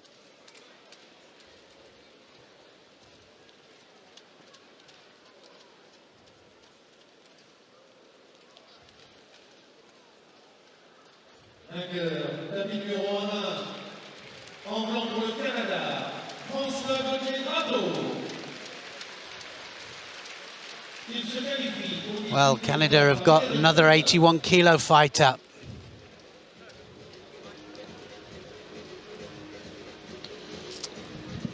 So it's your decision. Which semi-final do you want to watch? Muro, Viniashvili? There's a lot to choose from, isn't there? Look at this. Fantastic. So we've either got Moreau Mathieu or we've got Medvedev against Gaviniashvili. For me, Muro. I want to see Muro. I'm a big Moreau fan. it is then. We're going to mat number 2. That's where we're going to go, and we're going to cover this semi-final, under 90 kilos category.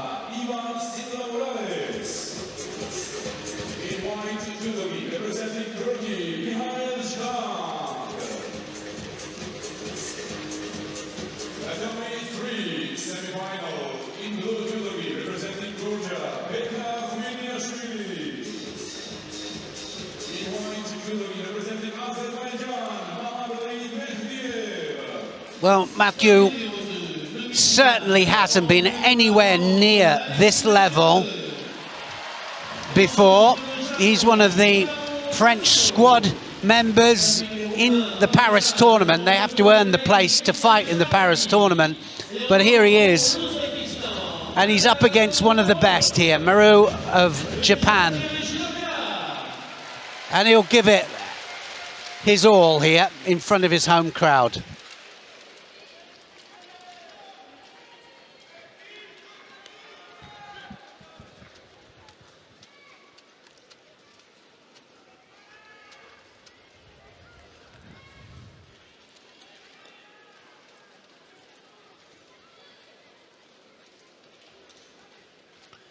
Looking for the Uchimata there, he was. Left against right, they'll both be looking for it.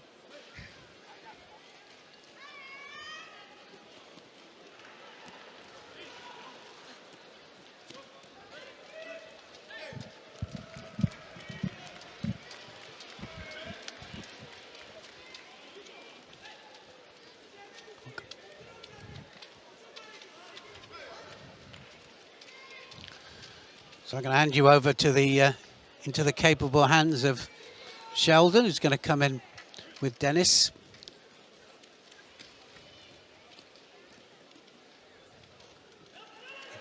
Oh, that was close, wasn't it? That Cianagi there was almost there then. Yeah, I loved it. Straight from quite right stance. 180. Switch to the other side. Not dropping on his knees, but a standing Seoinage attempt. So maybe the favorite is Muro, of course, in the semi-final, but it's clear Mathieu, he's not scared. And nothing to lose, of course. He has nothing to lose here, has he, really? Hasn't been in a major final before, just looking at his record there, and I think European Cups and things like that, but Paris tournament and a semi-final. Yeah, and I like the way he places his right hand every time on the lapel.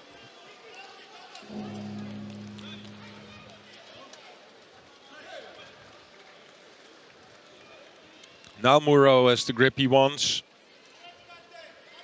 And the scores. OG, yes, of course. All about the grip, Dennis, and driving Ouchigari then. You could see this was the first time Muro really had the grip he wanted. and directly came in with this driving Ouchigari. And that's a big asset. If you have the grip you want, then you have to score. And you have to attack, and I think that's the whole idea, isn't it? And now starting to really take control of this now, Moreau. Yeah, you see a lot of fighters that are into kumikata for a long, long time, fighting for the kumikati, then they have the right grip, and then they just let go, and they start over again. And what you see with the Japanese, they have their favorite grip, working for it, and then voila, they wait for in. 1 or 2 minutes, but if they have the grip, then directly they will attack, and it will be a good attack. Uchimata and then into Osotogari. This is going to end. We can just feel a second score coming here. Yeah. Oh, Diashi Berai, and absolutely flat on his back. That was a brilliant change of direction. Look at the movement here. Look how he just catches the foot there as it steps forwards. And that was absolute brilliance. Yeah, well, look at the foot sweep from the French. From the Frenchman, he started the foot sweep. Look at the right foot of the Frenchman. There it was, missed it, and well, great timing. Yeah, just brilliant stuff that. And right, I'm now going to hand you over to Sheldon, and Dennis and Sheldon are going to just finish this morning session off.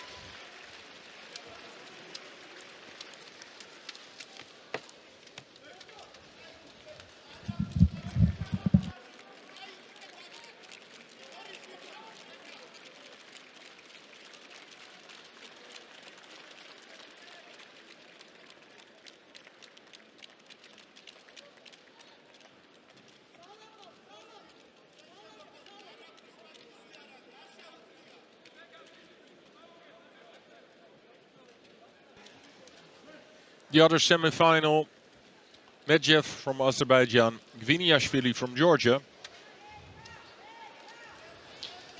Yeah, the neighbours going up against each other, Azeri and the Georgian.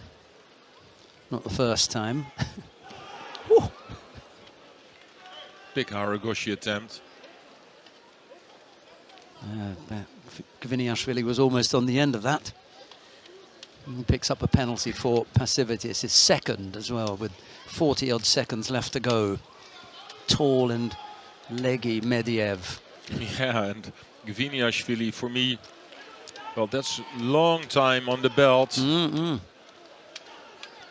Almost was able to lift him from there. As Dennis said, he was on there for a while, wasn't he? Now, for me, Gviniashvili, every time when I see him fighting in the 90s, he looks a bit too short for this category. But still, if you then look at all the medals he won. 2 penalties picked up by Medvedev, 2 by Gviniashvili as we come into the last few seconds of the contest.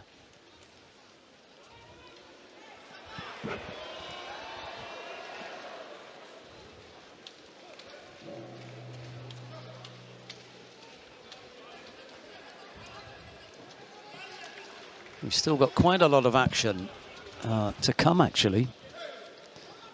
Palchik and Turaboyev.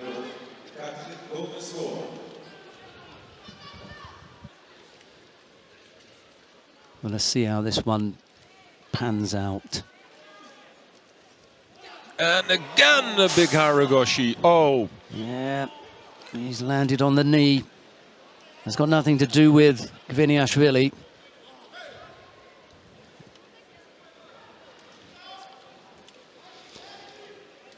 Yeah, that's really unfortunate.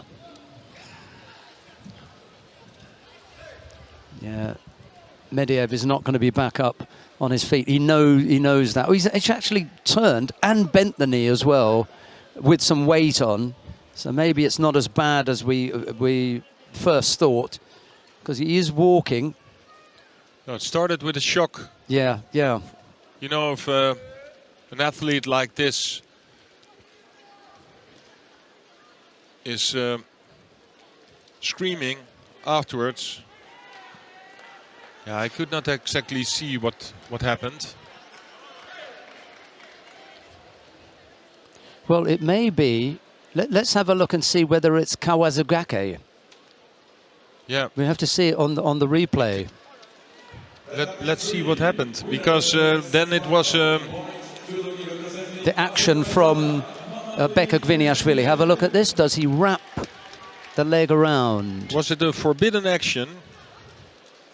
Yes, Oh, it was. yes, Yeah, yes, absolutely. Yeah, he sweeps the supporting leg, Beka Gviniashvili. Yeah. He even puts his hand up. I didn't see that initially. It happened so quickly. Just looked like the big Haragoshi, as you were saying, Dennis. But if you look at the right leg of Beka Gviniashvili, he's sweeping. Yeah, he sweeps the standing leg away, because for one moment I thought that the leg maybe already was loose, so not on the tatami anymore, and then, you know, it can still be a forbidden action, but not on purpose. You don't see that often. No. It's a fairly unusual one, but there it was anyway. Kawasugake. Not the technique you want to be calling on the commentary position. But there it was. Right, Mihail Zgank of Turkey is up against Ivan Felipe Silva Morales of Cuba. This is down on mat number 4, repechage contest in the under 90 kilo category. We join the contest with already 2 minutes of golden score having elapsed. 2 penalties picked up by Zgank, 1 by Silva Morales. Let's see how this one goes. Yeah, Zgank, for me, a fighter that is in this situation many times. He always is fit. He always can make long fights, and he does. I see him many times in the golden scores for many minutes.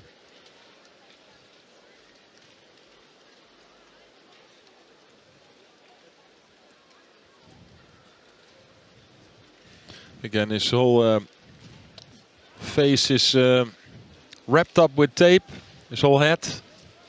Yes. He has picked up that particular head injury on a few occasions, hasn't he?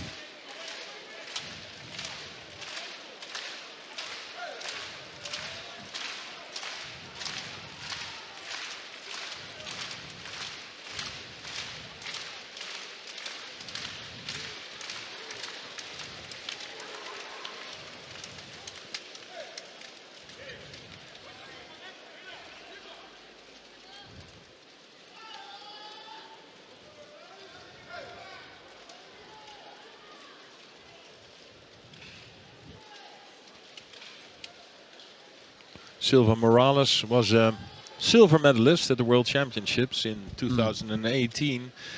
Did not really made another step afterwards. Just went down a little bit in his results. I think the other thing is that our expectations of him were quite high thereafter, because he really did have a good tournament. He was really good there. Yeah. Yeah, and we're also a bit hoping for a strong Cuban team. Yeah, which we haven't had in the men's for quite some time. No. So every Cuban that comes on the tatami and is capable of winning medals, well, we're enjoying that. I think it's different for the women's team, isn't it? You know, they have had for such a long time this thread of success, possibly not so long since Ronaldo is no longer there. No. You know. And is it Arenciba who's coaching them now? You see him around. Yeah, let's hope that in the near future we will see Cuban fighters again on the podium.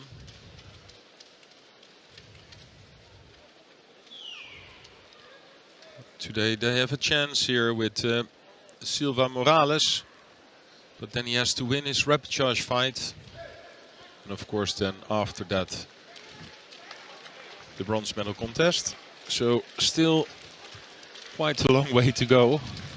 They're already 8 minutes on the tatami now. People are applauding.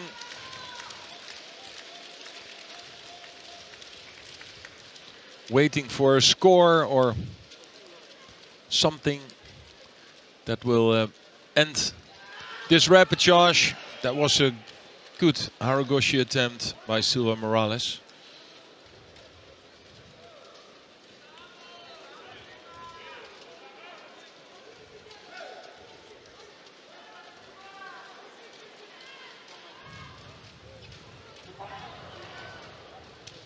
Just trying to change direction there with that Yoko Sutemi waza. Didn't quite come off.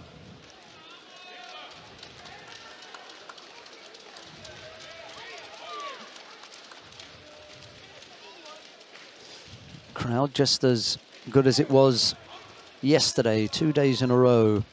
The Acor Arena has been able to put a good number of bums on seats, they call it in English. A good crowd.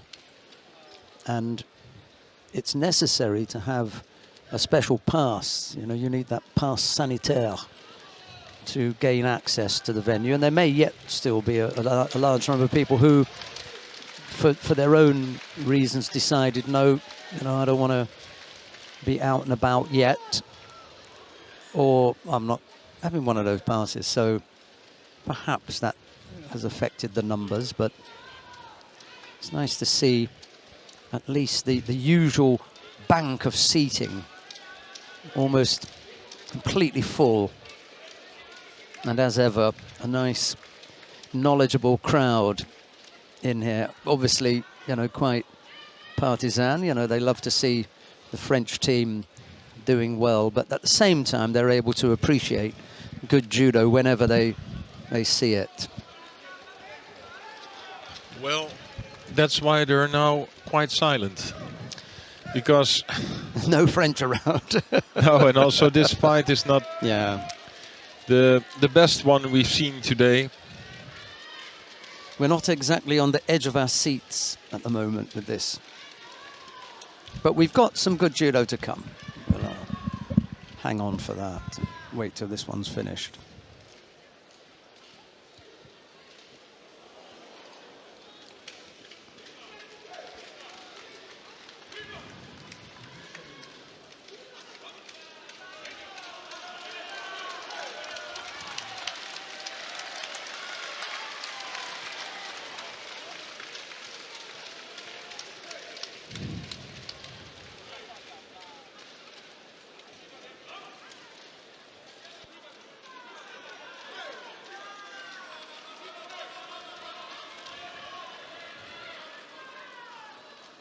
.6 minutes of golden score. Another Sumigeishi effort from Skank, but Silva Morales is able to avoid that, and it looks as though the Cuban is about to pick up a third penalty, I'm afraid. Yeah. An unfortunate end to an extremely hard-fought contest. But it's Mihail Skank of Turkey who wins out there. He goes into the bronze medal contest.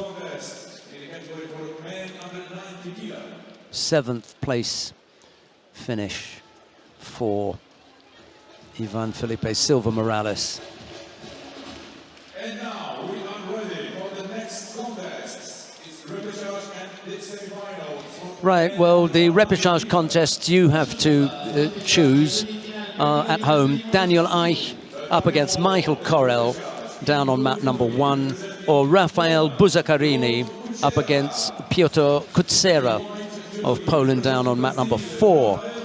On mat number 2, it's Toma Nikiforov of Belgium to go up against Aida Kentaro of Japan. And on mat number 3, Peter Palchik of Israel faces Muzaffarbek Turaboyev of Uzbekistan. Right, well, difficult choice, but I think we're going to go with mat number 2. Toma Nikiforov of Belgium. In the white judo gi goes up against Ida Kentaro of Japan in blue. Let's see if we get some action from the Belgian and the Japanese. Until now, I'm impressed by Ida.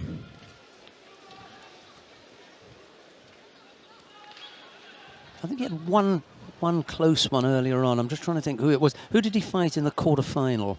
Michael Coral. Yeah, Coral gave him a reasonable match. Ida won his first fight against Korean, and then he had 2 Dutch guys, Simeon Katerina and Michael Coral. Back to back. But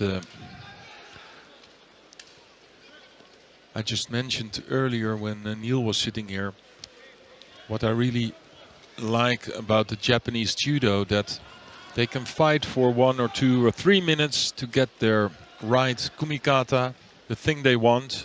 They just work for it. But if they have it, then directly they can make a technique or an attack that is good enough for a score. And sometimes you see other judoka fighting really hard for their kumikata, and then they have the grip they want, and then they just let go and start over again.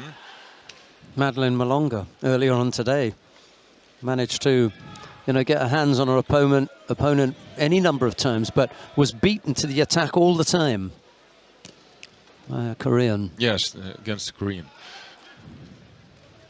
Yeah, she just needed too much time.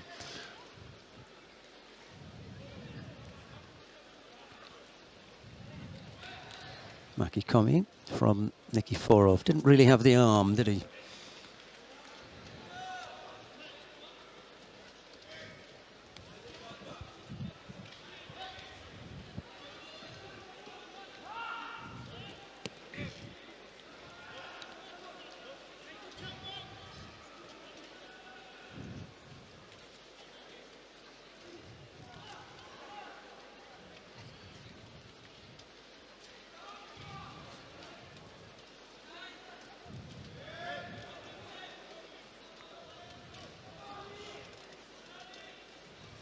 And there's to Uchimata. He jumps in so deep.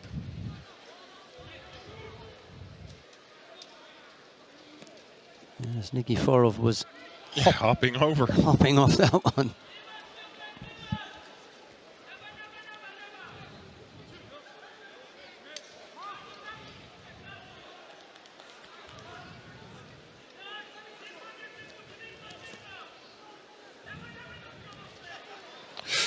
Oh, that was close. There was a chance for Nikiforov to push him on the side. I think Ida, now he had the right arm on the back of Nikiforov, but that is not the way he wants to make his Uchimata attempt. He wants it from the lapel.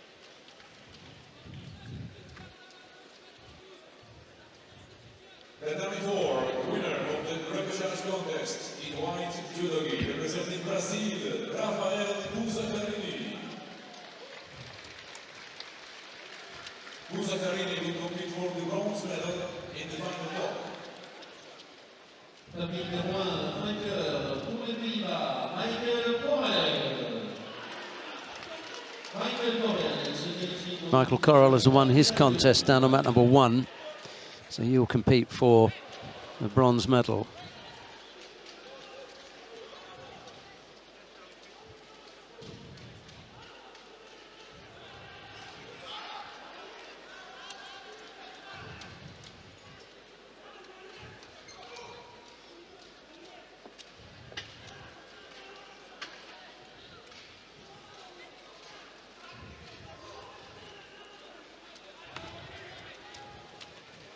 What happens to his ankle here? Ouch.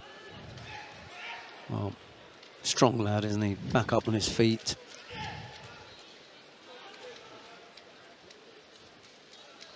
Yeah, if you can lift people from 100 kilo with an Uchimata on one leg, then your ankles have to be a bit solid.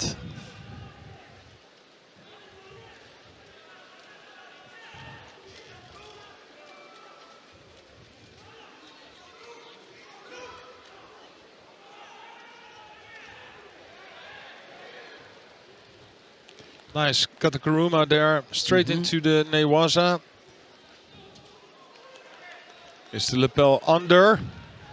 Oh, he's had to tap. It is. Yeah. I saw that Ida had to tap. This was well, from going from standing to groundwork. Yes. Let's see what happened. Well, I thought it was under, and I thought I saw him tap. Well, he did tap. There's no doubt about him tapping. It's just how he applies it. I think they're going to look at. Does he? Yeah, it's the leg where that he's pressuring on the leg. The leg is now stretched. Yeah, I see that the leg is stretched, and that's not. Yeah. That's not allowed. That's not allowed. No, but they've. Apparently away from the camera they've given it, so that's done. Yeah, but that's what they wanted to have a look at, and he definitely had the leg stretched out. Yeah, but the leg there. was already there. The leg was already stretched out, so it was not that he grabbed the leg and he stretched it out himself. The leg was already like that. That was the position that he was in. Yeah, yeah. What we're trying to do is to work out why it is that shimiwaza was allowed. If you take the leg, well, we'll finish off with this one first. Yeah, Palchik throwing Turaboyev. So it's Nikiforov against Palchik in the final. Lovely finish. Yeah, if you take the leg and you stretch it whilst you're applying the shimiwaza, then it won't count. His leg was in that position whilst the shimiwaza was being applied. Nikiforov didn't have anything to do with putting it into that position. No. So Dennis's point is clarified there. That's why the shimiwaza was allowed and he was given a point for it. So we know who are in the final. It's Nikiforov and Palchik. Turaboyev, we will see him later on in the bronze medal contest against Michael Corral. And Busakarini, he will be facing Ida from Japan. Very well. Dennis is going to go off and take a break. Annette Berm is going to come and sit in. I'm going to be joined by Annette Berm now, and we will finish up with the semi-final in the under 70 kilo category. Barbara Matic of Croatia goes up against Margot Pino of France, and it'll be Giovanna Scocchimaro of Germany to go up against Nizoi Saki of Japan. I think we're going to watch the Barbara Matic, Margot Pino contest, only so that Annette Berm doesn't get accused of being biased. Yes. With Giovanna Scocchimaro. Good afternoon, Annette. Yes, good afternoon to everybody. But I wanted to say I'm back on right time because the under 70 kilo category is underway. Absolutely. I Couldn't think be you know better timing. a little bit about that. Yes, and you're absolutely right. Of course, I keep my fingers crossed as a German for Giovanna, but the better should win. And not to get in any trouble, we decided to watch the contest on mat number 2 with the current world champion, Barbara Matic, and Margot Pino, who bet the Japanese earlier on. So we still got a few seconds left, and we'll be right back when the athletes are coming on the tatami.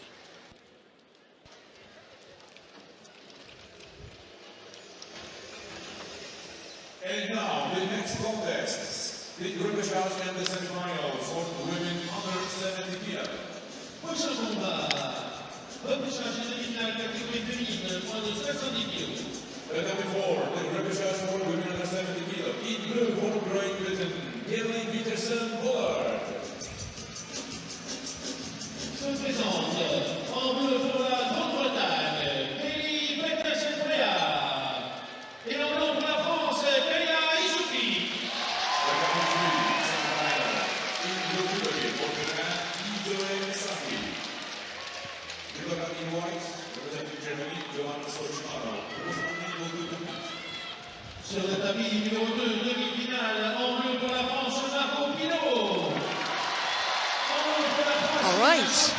So I'll be joined by Dennis. Hello. Yeah, that's not what you expected, Sheldon. Yeah, you look to your right and you see, well, differently built person. Yeah. All right, so we're gonna watch that semi-final contest. Barbara Matic, the current world champion, against Margot Pinot. Yeah, and Pinot looked really strong today. Yeah. She bet earlier on Yoko Ono, the Japanese world medalist. Yeah, and, threw a rip on. Yeah. Big hip on it was. Uh-huh.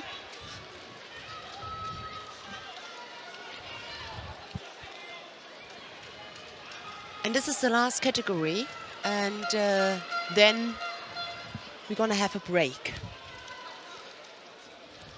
I think until 5 o'clock. Yes, 5 o'clock, the Yeah. final block today. Again, 7 categories. But we've seen some excellent judo. Yeah.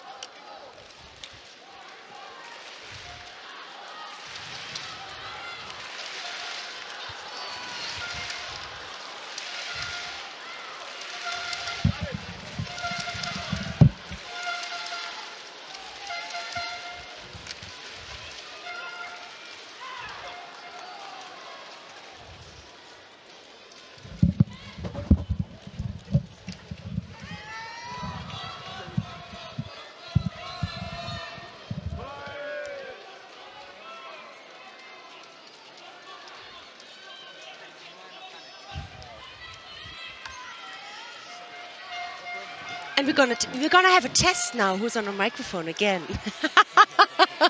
I'm used to changes, so You want Sheldon, you got Sheldon. you said it, Dennis. enjoy your late lunch. We're gonna see us then in the final block. And Sorry yes. about the musical chairs. Oh, There, that was someone else's fault, not all right. our commentary team's. It's all sorted out now.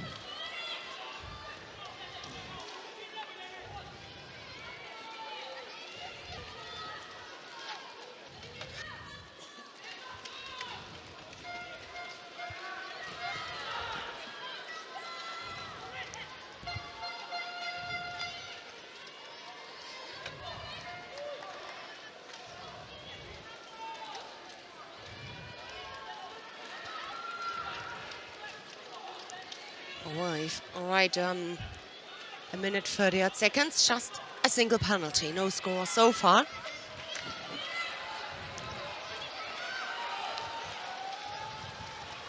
I could never have been an actor. Why? Well, when we go on air, they have these lights and cameras, and I just, no, not for me. Yeah. I can't see anything. I'll get blinded by the light. Yeah. Pinot has picked up a single penalty. I just thought that this would be the one to watch, and it proved it by Nizoe Saki finishing off her opponent so quickly, Giovanna Scocimaro. I think she injured the contest before. And they but didn't. Yeah, that's right. Wasn't the cleverest idea. She was to limping. get onto tatami. Yeah, she was limping off the mat in the previous contest. You're absolutely right. I remember that now. Yeah. 2 penalties picked up by Pinot now. A little over a minute left to go. French would be so happy if Pinot could come up with a big score. She's been throwing well today, by the way. Yeah.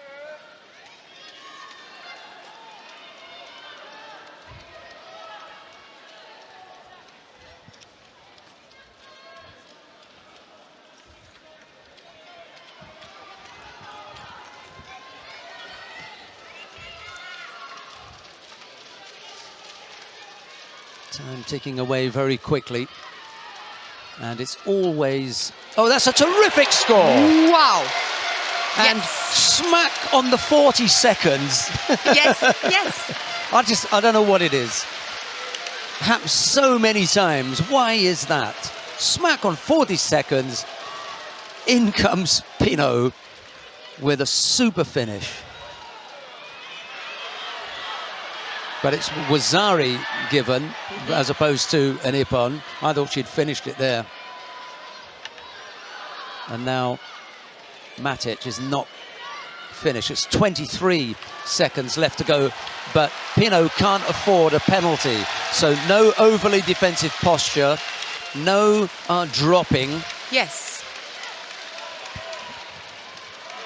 Got to try and keep Matic out here. Oh, lost the Makikomi, and that's it now. She'll just look at the clock, try and wrap up the legs. Well, sorry, use the legs to wrap the top half of the body up. Matic knows it's gone. And Pino has brought the crowd to their feet. Yes, and the crowd is absolutely happy.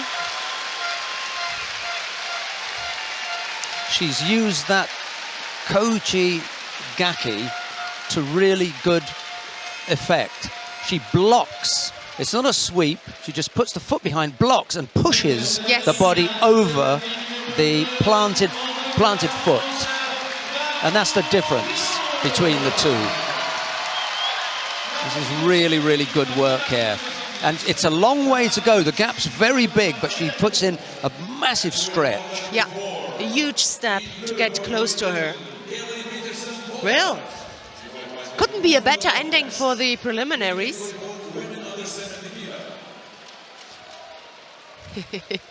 I think that's it, isn't it? That's it. Right, okay, Yes. we are going to have a wrap-up of... the final in each category. Who are we going to see in the finals? I'll admit that I said it was going to be Nizoye and Ono in the under 70 kilo category. It won't be. I have to say I got that wrong. Who will it be? That's right, it is judo. We always are looking for some surprises. So the final in the under 70 kilo category is between Margot Pinot of France, we have just seen, and she's up against the Japanese Nisoe Saki. So I got one, and Ono goes into the bronze medal contest, so we'll see what happens there. All right, well, you know, not too bad. Exactly. Under 78 kilo category, the final is between Omeki Mami of Japan and Audrey Joy Meo of France. I almost feel like saying a blast from the past, because she has been around for quite a long time. But terrific, good work for Audrey Chemio, and the plus 78 kilo category, the super heavyweights for women. Yes, it is Tomita Wakaba of Japan, and she's up against the Romana Diko of France. Called up this morning, even though my head's going to swell now, but at least when I get one of the finals right, I'm happy.